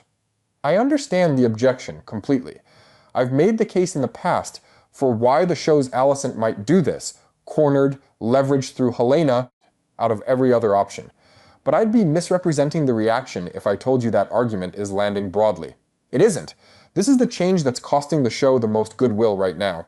The one bright spot in that whole Harrenhal thread is that Alice Rivers got the best line of the episode. Talking to Aemond about what he actually wants from her, she says, "You Targaryen boys all want the same thing." The show has been trolling us with that dynamic for weeks, and this is the moment it stopped pretending it wasn't. Whatever else you think about the Harrenhal plot, she remains the sharpest written person in it. Now the good part. Rook's Rest. And the payoff this channel has been calling since episode 2. Sunfire is alive. The Golden Dragon, believed dead since Rook's Rest, presumed a corpse by everyone including a fair chunk of the audience, comes back in spectacular fashion and rescues his rider. And then a gone, broken, burned, humiliated, a king who has spent this entire season being scrubbed of every scrap of dignity he had left, gets on his dragon, gives a speech, and burns the mutant host off the map, and laughs while he does it. That maniacal laugh is being called one of the best moments of the season across the board, and I agree. This is the show finally cashing a check it wrote a year and a half ago.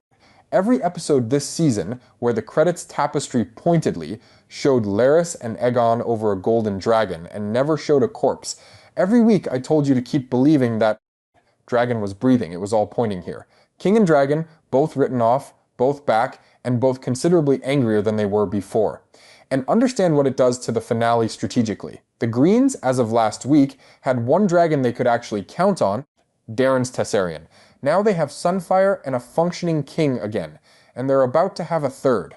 Which brings us to the last scene of the episode, and the reason I made a whole video about this man 3 days ago. Ulf. Outside Tumbleton, Ulf the White is drinking with Ormond Hightower. And the show reveals, casually, that this isn't the first time. They've been meeting. Ormond has been working on him for a while, and he plays the one card that was always going to work. He talks about Daemon striking him in Flea Bottom, in front of everyone, in front of the small folk Ulf came from. He commiserates, he agrees that it was unforgivable, and then he makes the offer. Driftmark, the castle, and the title, Lord of the Tides. And Ulf takes it. I want to be precise about how enormous that is, because it isn't just one writer changing colors. Driftmark is the seat of House Targaryen. Ormond is currently holding the Sea Snake prisoner. He's promising Ulf a castle he doesn't own, belonging to a house he's already kidnapped the head of, and Ulf said yes anyway, because after this season, a promise from an enemy is worth more to him than the treatment he's had from his own side. Remember what Ormond said a couple of episodes ago about having a piece on the board? Everyone assumed he meant Corlys. He didn't. He meant this. He's been working Ulf the entire time.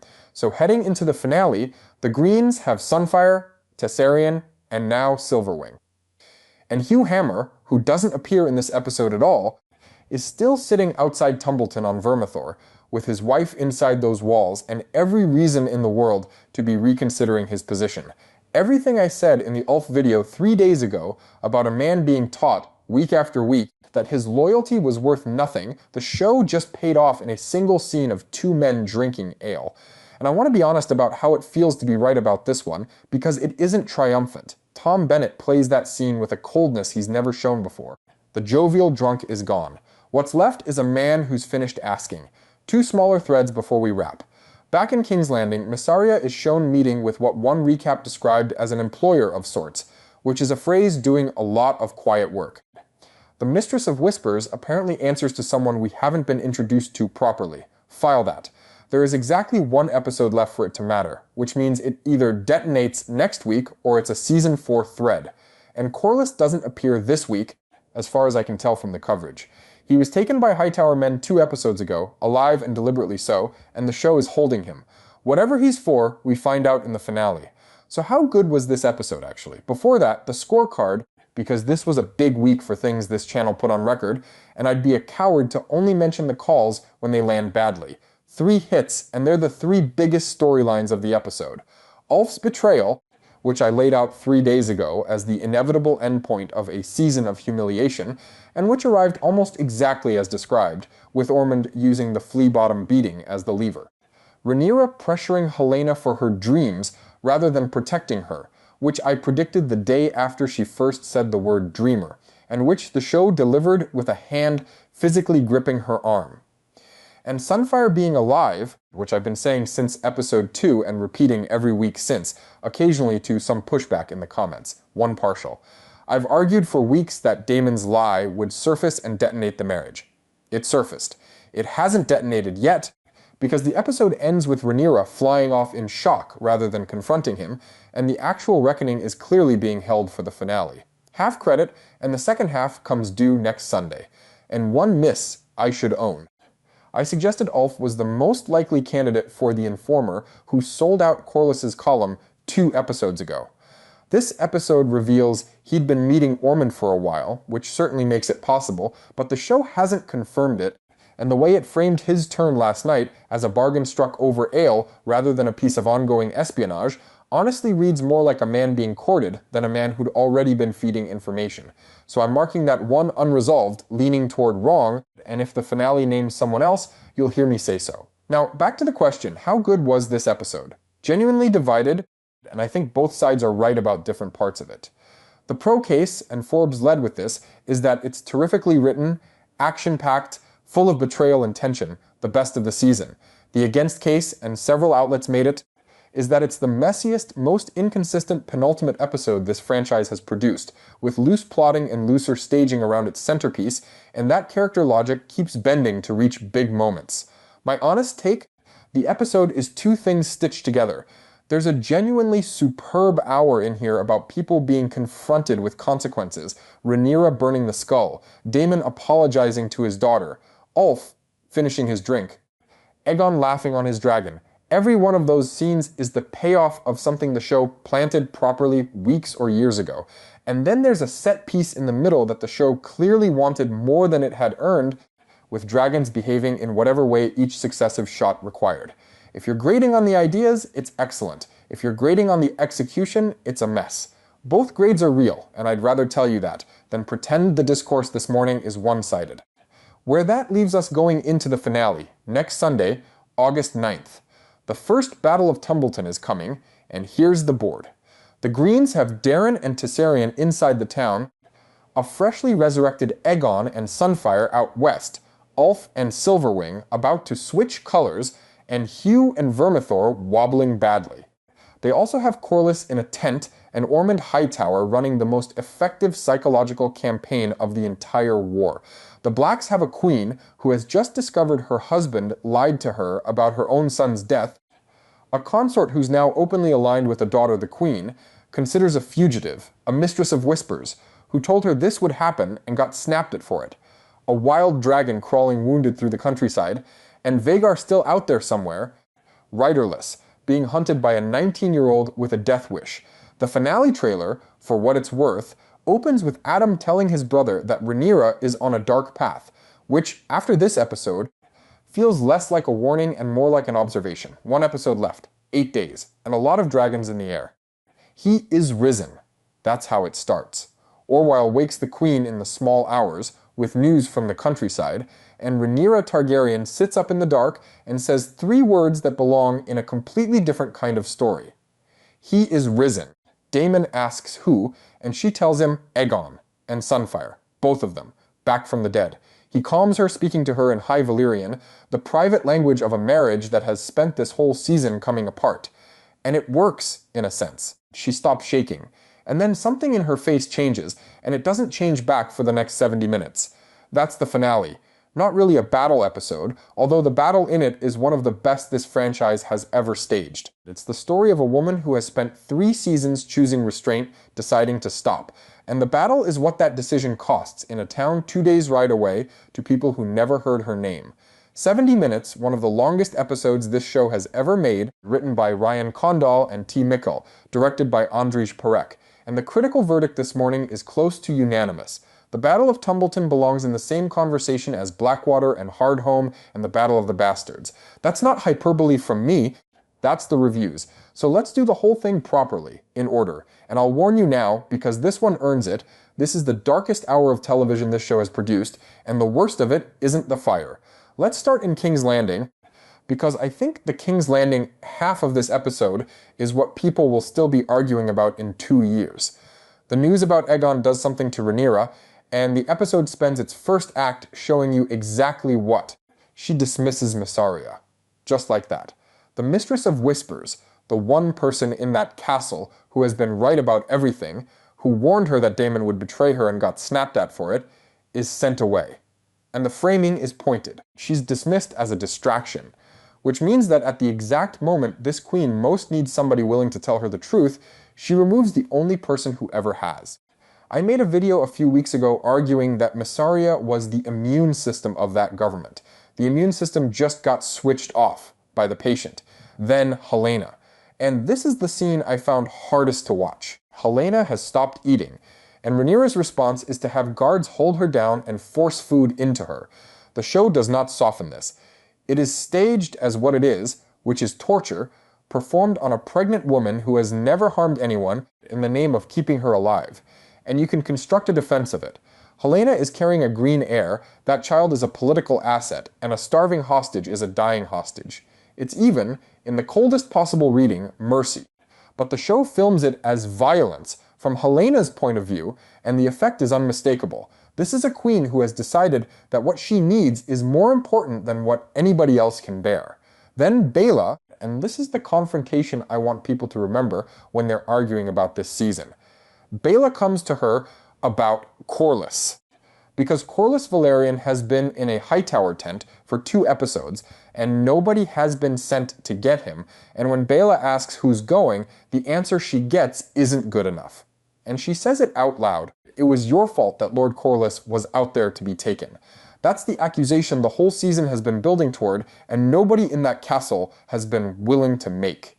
And it's true, and everybody in the room knows it's true. And Baela goes further, because she's furious now and points out that Rhaenyra isn't even grateful for what House Velaryon has given her. And Rhaenyra grabs her, physically.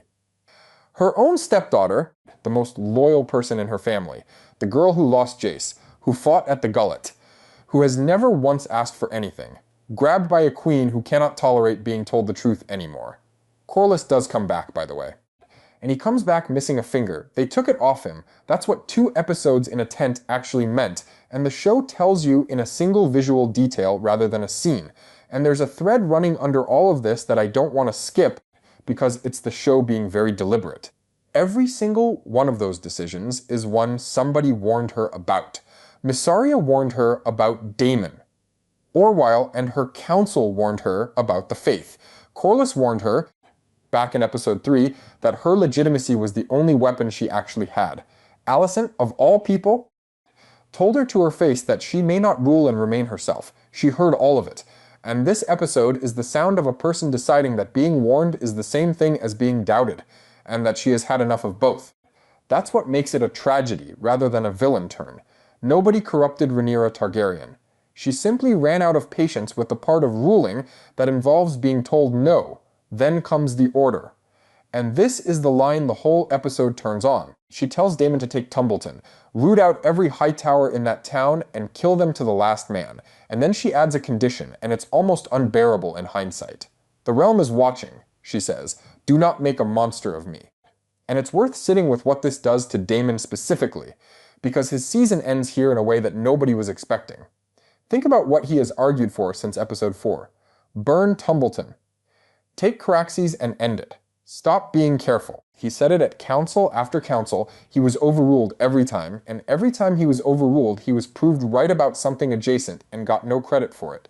His entire arc this season has been a competent man being managed by a wife who wouldn't let him act, and then she let him act. And this is what happened. Not because he was wrong about the tactics, but because the moment force gets used at that scale, it stops belonging to whoever released it. He burned a gate. Somebody else burned the world. There's a version of that man who learned something from standing in that smoke. And there's a version who decides the lesson is that he should have been let off the leash sooner. The show doesn't tell us which one walked out of Tumbleton, and I suspect that ambiguity is the whole point of Season 4's opening. Hold on to that sentence. We come back to it in about 40 minutes of screen time, when a town full of civilians is burning, and there is nobody left alive to explain who lit it. And then she goes to the Sept, in armor, with a small party, and she stands before the High Septon, the man who has refused all season to anoint her, and asks one more time, and he refuses again, so she has him killed. Alan does it. Understand what that is? Because it isn't just another execution. Killing the High Septon in the Great Sept of Baelor is not a political act, it's a religious one. It is a declaration of war on the faith of the Seven, which is the only institution in Westeros with more reach than the crown. In a realm where Ormond Hightower has spent this whole season calling her a dragon-worshipping usurper, she has just handed his argument a corpse in a sept, and then, having done that, she goes out to the small folk and makes a speech. She reminds them that her father named her heir, which is fair enough and true. And then she tells them she is the prince that was promised. That's the moment. That's where a chunk of the audience got off the ride, and I understand why. This is a woman invoking a prophecy her father told her about the Conqueror, applying it to herself, in armor, hours after murdering a priest, in front of a crowd of frightened people who came out to see what the fire was. Lord Manderly's face during that speech is doing a lot of work. He does not look convinced. He looks like a man calculating something. She also tells Joffrey about the prophecy, because Joffrey is her heir now. Her last surviving son by Laenor, a boy, being handed the same story that has warped every Targaryen who ever heard it. That's the first act. No battle in it at all. And it is, I'd argue, the most damaging 30 minutes this character has ever had. Now, Tumbleton, and let's set the board before it burns. Inside the walls, Ormond Hightower is doing two things. The first is knighting Daeron the Daring. That's the name he gives him, and book readers will have flinched, because in the histories that name is earned at a battle called the Honeywine, a battle this show skipped entirely. So the title arrives without the deed. A 15-year-old is knighted into a reputation he hasn't got yet, by a man who needs him to have it. The second thing Ormond does is push children to the front lines, as human shields, against dragons. I want to be plain about that because it's the single most important detail in the episode, and it gets lost in what follows. Ormond Hightower, who has spent this season being called the most compelling villain the show has produced, put children in front of his soldiers so that a dragon rider would have to burn them first. And there's one piece missing from his board. Ulf. Because while the Hightower host is arming itself, Ulf the White is somewhere in that town drinking. And Ormond has just discovered the hard way exactly why Rhaenyra banned the dragon seeds from the taverns. Meanwhile, outside, Gwaine Hightower does something nobody asked him to do. He goes to Dame Un. He brings Corlys with him as a gesture of good faith, and he offers peace. Divide the realm. Let Rhaenyra rule, and let Daeron rule, and stop this. It is a genuinely serious offer, made by the only decent man in that town, who has spent this entire season being the show's conscience and getting nothing for it. And Daemon says no. And here's the awful thing about that refusal, which the episode is smart enough not to underline. Daemon doesn't know about Ulf yet. As far as he can see, he has 3 dragons, and the Greens have 1, the numbers are overwhelming, and he has finally, after a whole season of being overruled and sidelined and handed police work, been allowed to fight. He is not going to negotiate his way out of the one thing he's wanted since episode 1. So he turns it down on the basis of a board that is about to be completely wrong. Back inside the walls, Ormond finds Ulf, asleep, on a latrine. The man who is sensitive to smells, who has spent 3 seasons wrinkling his nose at commoners, has to go into a latrine and physically haul his dragon rider off a toilet. He gags. And then he beats him. You may have cost us everything, he tells him. Now get back on that beast and do as you've been told. That's the last significant thing Ormond Hightower ever says, more or less. Screaming at a drunk in a latrine. Now the battle. And I'm going to walk this in order, because the sequence matters enormously. It begins with Daemon waiting for a signal, and 2 pieces of information reach him almost at once, and both are wrong footing. The first is that Ulf isn't with his dragon, nobody knows where he is. And the second is that Vermithor has just landed nearby. Hugh Hammer was ordered to stay in King's Landing and guard the capital. He is not in King's Landing. He is here at Tumbleton, where his wife is, and he has disobeyed a direct order from his queen to be here. I spent a whole video last week arguing that he would do exactly this. Not defect, not betray, just act on his own, because his grievance was never structural and never had anywhere to go except toward the people he loves. That's the call I'm proudest of this season, and I take absolutely no pleasure in it, for reasons that become clear in about 10 minutes. Daemon, watching his plan come apart in real time, runs out of patience. He summons Caraxes, climbs on, and starts burning. And here's where the episode does the thing that will be argued about all week. Ormond's soldiers throw the children forward, into the path of the dragon, and Daemon burns the gates anyway. He does it. The show does not cut away, and it does not let him off. That's the price of admission for the assault, and Daemon Targaryen pays it without slowing down.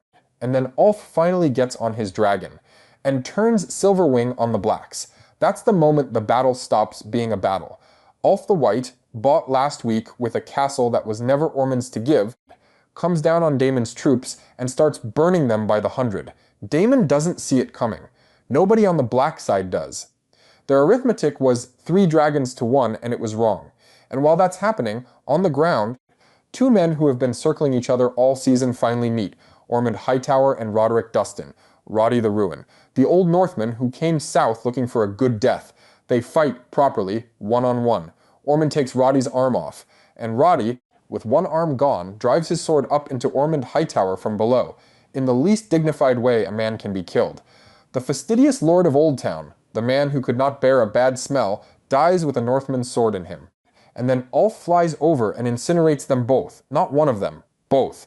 Roddy the Ruin died laughing about it, which is the most in-character thing anyone does in this episode, and Ormond Hightower, the architect of this entire war, the man who took a town without a siege and bought a dragon with a promise, is killed by the dragon rider he purchased by accident, because that rider does not care who is underneath him.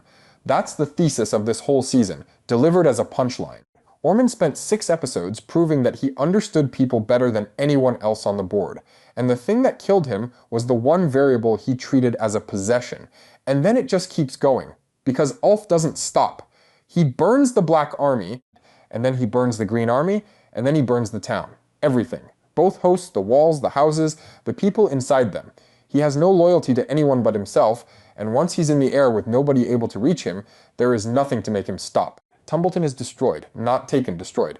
And I want to stop on Ulf for a second, because what he does here is the payoff of something this channel has been tracking since episode 3, and it deserves more than being called a betrayal. Ulf the White was chosen by a dragon, not recruited, not born to it, chosen by an animal that killed better men who tried. And from that moment on, Rhaenyra's court treated the most powerful gift the war handed her as an administrative inconvenience. He was knighted like a chore. He was promised a castle in front of the whole court, and then had it withdrawn the moment a lord looked uncomfortable. He was confined to the Red Keep and beaten in the street by a prince having a bad night. And then Ormond Hightower bought him with sympathy and a castle he didn't own. But watch what he actually does with it, because this is the part that reframes everything. He doesn't fight for the Greens. He burns the Blacks, and then he burns the Greens, and then he burns everybody else. He kills the man who recruited him. He destroys the town he was hired to defend. Ulf the White has no side. He never did. What he had was 6 episodes of being taught that nobody in this war regarded him as a person, and when he finally got into the air with a weapon and no supervision, he behaved exactly like a man who had concluded that none of them deserved anything. That's not a traitor. That's a Bill. Daemon comes to on the ground, stunned, in smoke, and looks around at what's left. And that's the shot. That's the one the episode was building to. Because what he is looking at is precisely, exactly, in every particular, the thing his wife told him not to do. A town full of her own subjects burned to nothing. He asked for this all season. He argued for it in council after council. And he finally got it in the worst possible form, delivered by a man on his own side, and it will be blamed on him and on her. Do not make a monster of me. Now the wreckage, and this is the part that hurt. Hugh Hammer finds Cat. Black soldiers went into that house, her house. The show doesn't show us the moment, it shows us the soldiers going in, and then it shows us Hugh finding her body afterward. She was killed by her own husband's side, by the army he serves. In the assault he flew there to protect her from, and he screams. That's what the show gives him. Not a speech, not a vow, not a look to camera. A man screaming in a burning town over the body of the woman who told him not to go to Dragonstone. Everything I said about Hugh Hammer last week, that his wound was domestic, that it pointed inward, that it had nowhere to go, all of that was about a man who still had something to lose. He doesn't anymore, and he is sitting on the second largest dragon alive. Elsewhere in the smoke, Corlys finds Daemon hacking his way through enemy soldiers and tells him it's over. Ulf has betrayed them, the town is lost, and they need to leave. The sea snake, 9 fingers now, dragging a prince out of a fire. Caraxes and Vermithor chase Ulf off between them, which is its own quiet moment if you notice it. Hugh and Daemon, 2 men who despise each other, flying together for the only time all season to drive off the man who did this. Gwaine Hightower is on the ground, wounded, dragging himself along, looking for Darren, the man who tried to make peace, crawling through the consequences of it being refused. Jon Roxton, with Daemon's blood still on his sword, finds Ormond's burned body, and then Roxton is gone, fled, and Gwaine's search is worth flagging as its own thing. Because of everything in that wreckage, it's the detail I keep returning to. This is a man who walked away from Criston Cole rather than die for a gesture, who marched to Tumbleton anyway, out of duty to a house that despises him, who spotted an assassin and saved Ormond's life for it, and got open contempt in return, who then tried, alone and without authority, to negotiate a peace that would have saved every person who died in that town. And he ends the season wounded, crawling across scorched ground, looking for a 15-year-old boy. If this show has a decent man left in it, it's him. And the finale's last act with him is to leave him on his hands and knees in the ash. And Darren is missing, no body. Nobody has found him, and neither has the show, which is not how you treat a character you're finished with. The last image of the battle is 3 dragons in the sky above the retreat. Caraxes, Silverwing, Vermithor, and only one of them has a rider on it, because Daemon and Hugh are both on foot in the ruins of the town. 2 other threads before the ending, and one of them is the biggest lore drop this show has made in 2 seasons.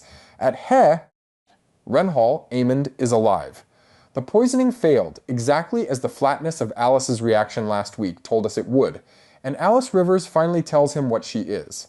She was the wife of Harrenhal, the last king of the Isles and the Rivers.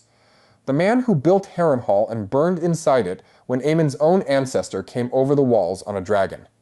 That was over 100 years ago. I've made 2 videos about Alice Rivers this season, and in both of them I said the show refuses to resolve whether she's genuinely something other than a clever woman with good theater. It just resolved it. She is not a witch in the folkloric sense. She is something considerably stranger. A woman who has been in that castle since before the conquest touched it, married to the king the Targaryens burned, now holding a Targaryen prince in her keeping and telling him what to believe. Every single thing she has done to Aemon this season looks different in that light, and at Rook's Rest, Aegon is back on Sunfire, who is flying, and who is missing half his face. That's the state of the Green Side's best weapon, functional, airborne, and visibly ruined. Aegon, for his part, refers to his younger brother as a little twat, which is both very funny and a reminder that the Greens are 3 men who have never coordinated anything in their lives. And then the ending. Helaena. She goes to the window and she jumps. I want to handle this carefully because it is the cruelest thing this show has done, and I don't think it should be recapped quickly. Everything was taken from her, one piece at a time, by people who mostly told themselves they were protecting her. Her son in front of her on the floor of her own room. Her husband broken and then vanished. Her mother sent away on an errand that ended in a poisoning. Her privacy when her mother traded her dreams to a queen. Her body when guards held her down and fed her. And her future in the form of a child that a woman with the power to take it had already been told about. She has been telling this family the truth for 3 seasons, and not one person listened until the moment somebody wanted to use it. And Rhaenyra comes back from murdering a priest and declaring herself a prophecy and finds her dead. I should also say, honestly, that this is the one part of the episode where the reviews are not unanimous, and I think the objection is worth hearing. The complaint, made by more than one critic this morning, is that Helena's daughter is still alive and still in Rhaenyra's keeping. And it does feel out of character for this particular woman to leave a living child behind in the hands of the person she has most reason to fear. In the histories, the circumstances around her death are different in ways that make it land more cleanly. I take the point. I'd offer one thing against it, which is that Helaena sees. She has never once been wrong about anything, and she has spent this season dreaming about a child being taken from her by Rhaenyra. If you've seen the future and the future is that, then staying isn't protection. It's just a longer wait. That reading may be generous to the writing, but it is available in the text, and it's the reading that makes the last shot mean something. And then she looks at the embroidery. Because Helaena left one last piece of work, a quilt, and on it is a picture of Rhaenyra Targaryen sitting on the Iron Throne, completely surrounded by fire. That's the last shot of the season. A queen who has never listened, looking at a prophecy she can't do anything about, made by the woman she just finished breaking. Before the scorecard, a word about how this episode is being received, because it's unusual. Almost everyone agrees the battle is extraordinary. Forbes called it a finale rivaling the best of Game of Thrones.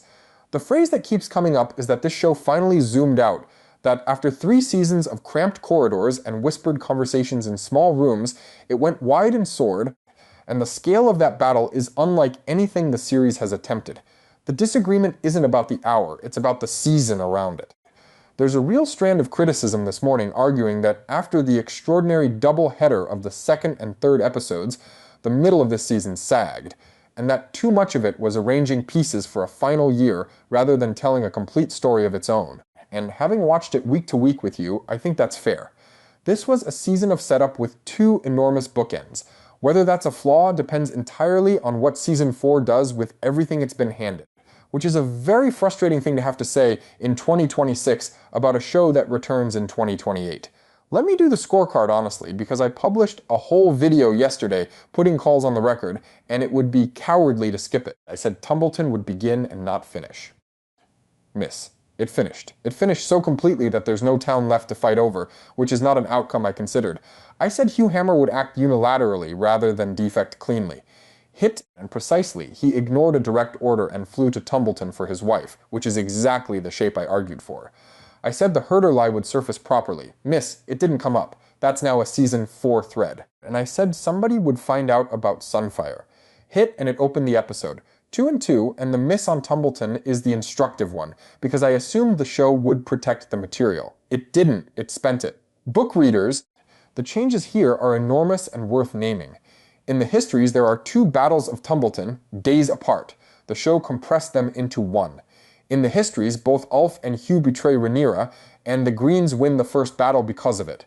Here, only Ulf turns, Hugh stays loyal in his own broken way, and nobody wins anything at all.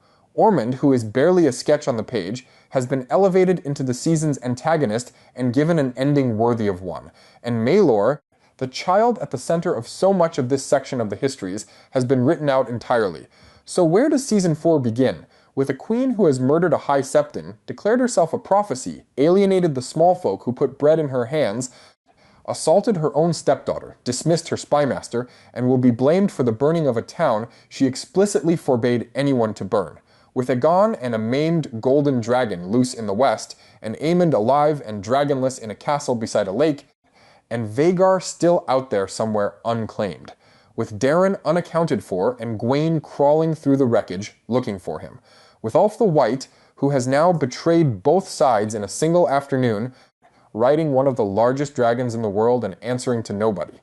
And with Hugh Hammer, who has lost his child, his wife, and every reason he ever had to care which of these people sits on a chair, sitting on the Bronze Fury with nothing left to lose. The finale ends on a woman looking at a picture of herself on a throne, on fire. Everything after this is that picture happening.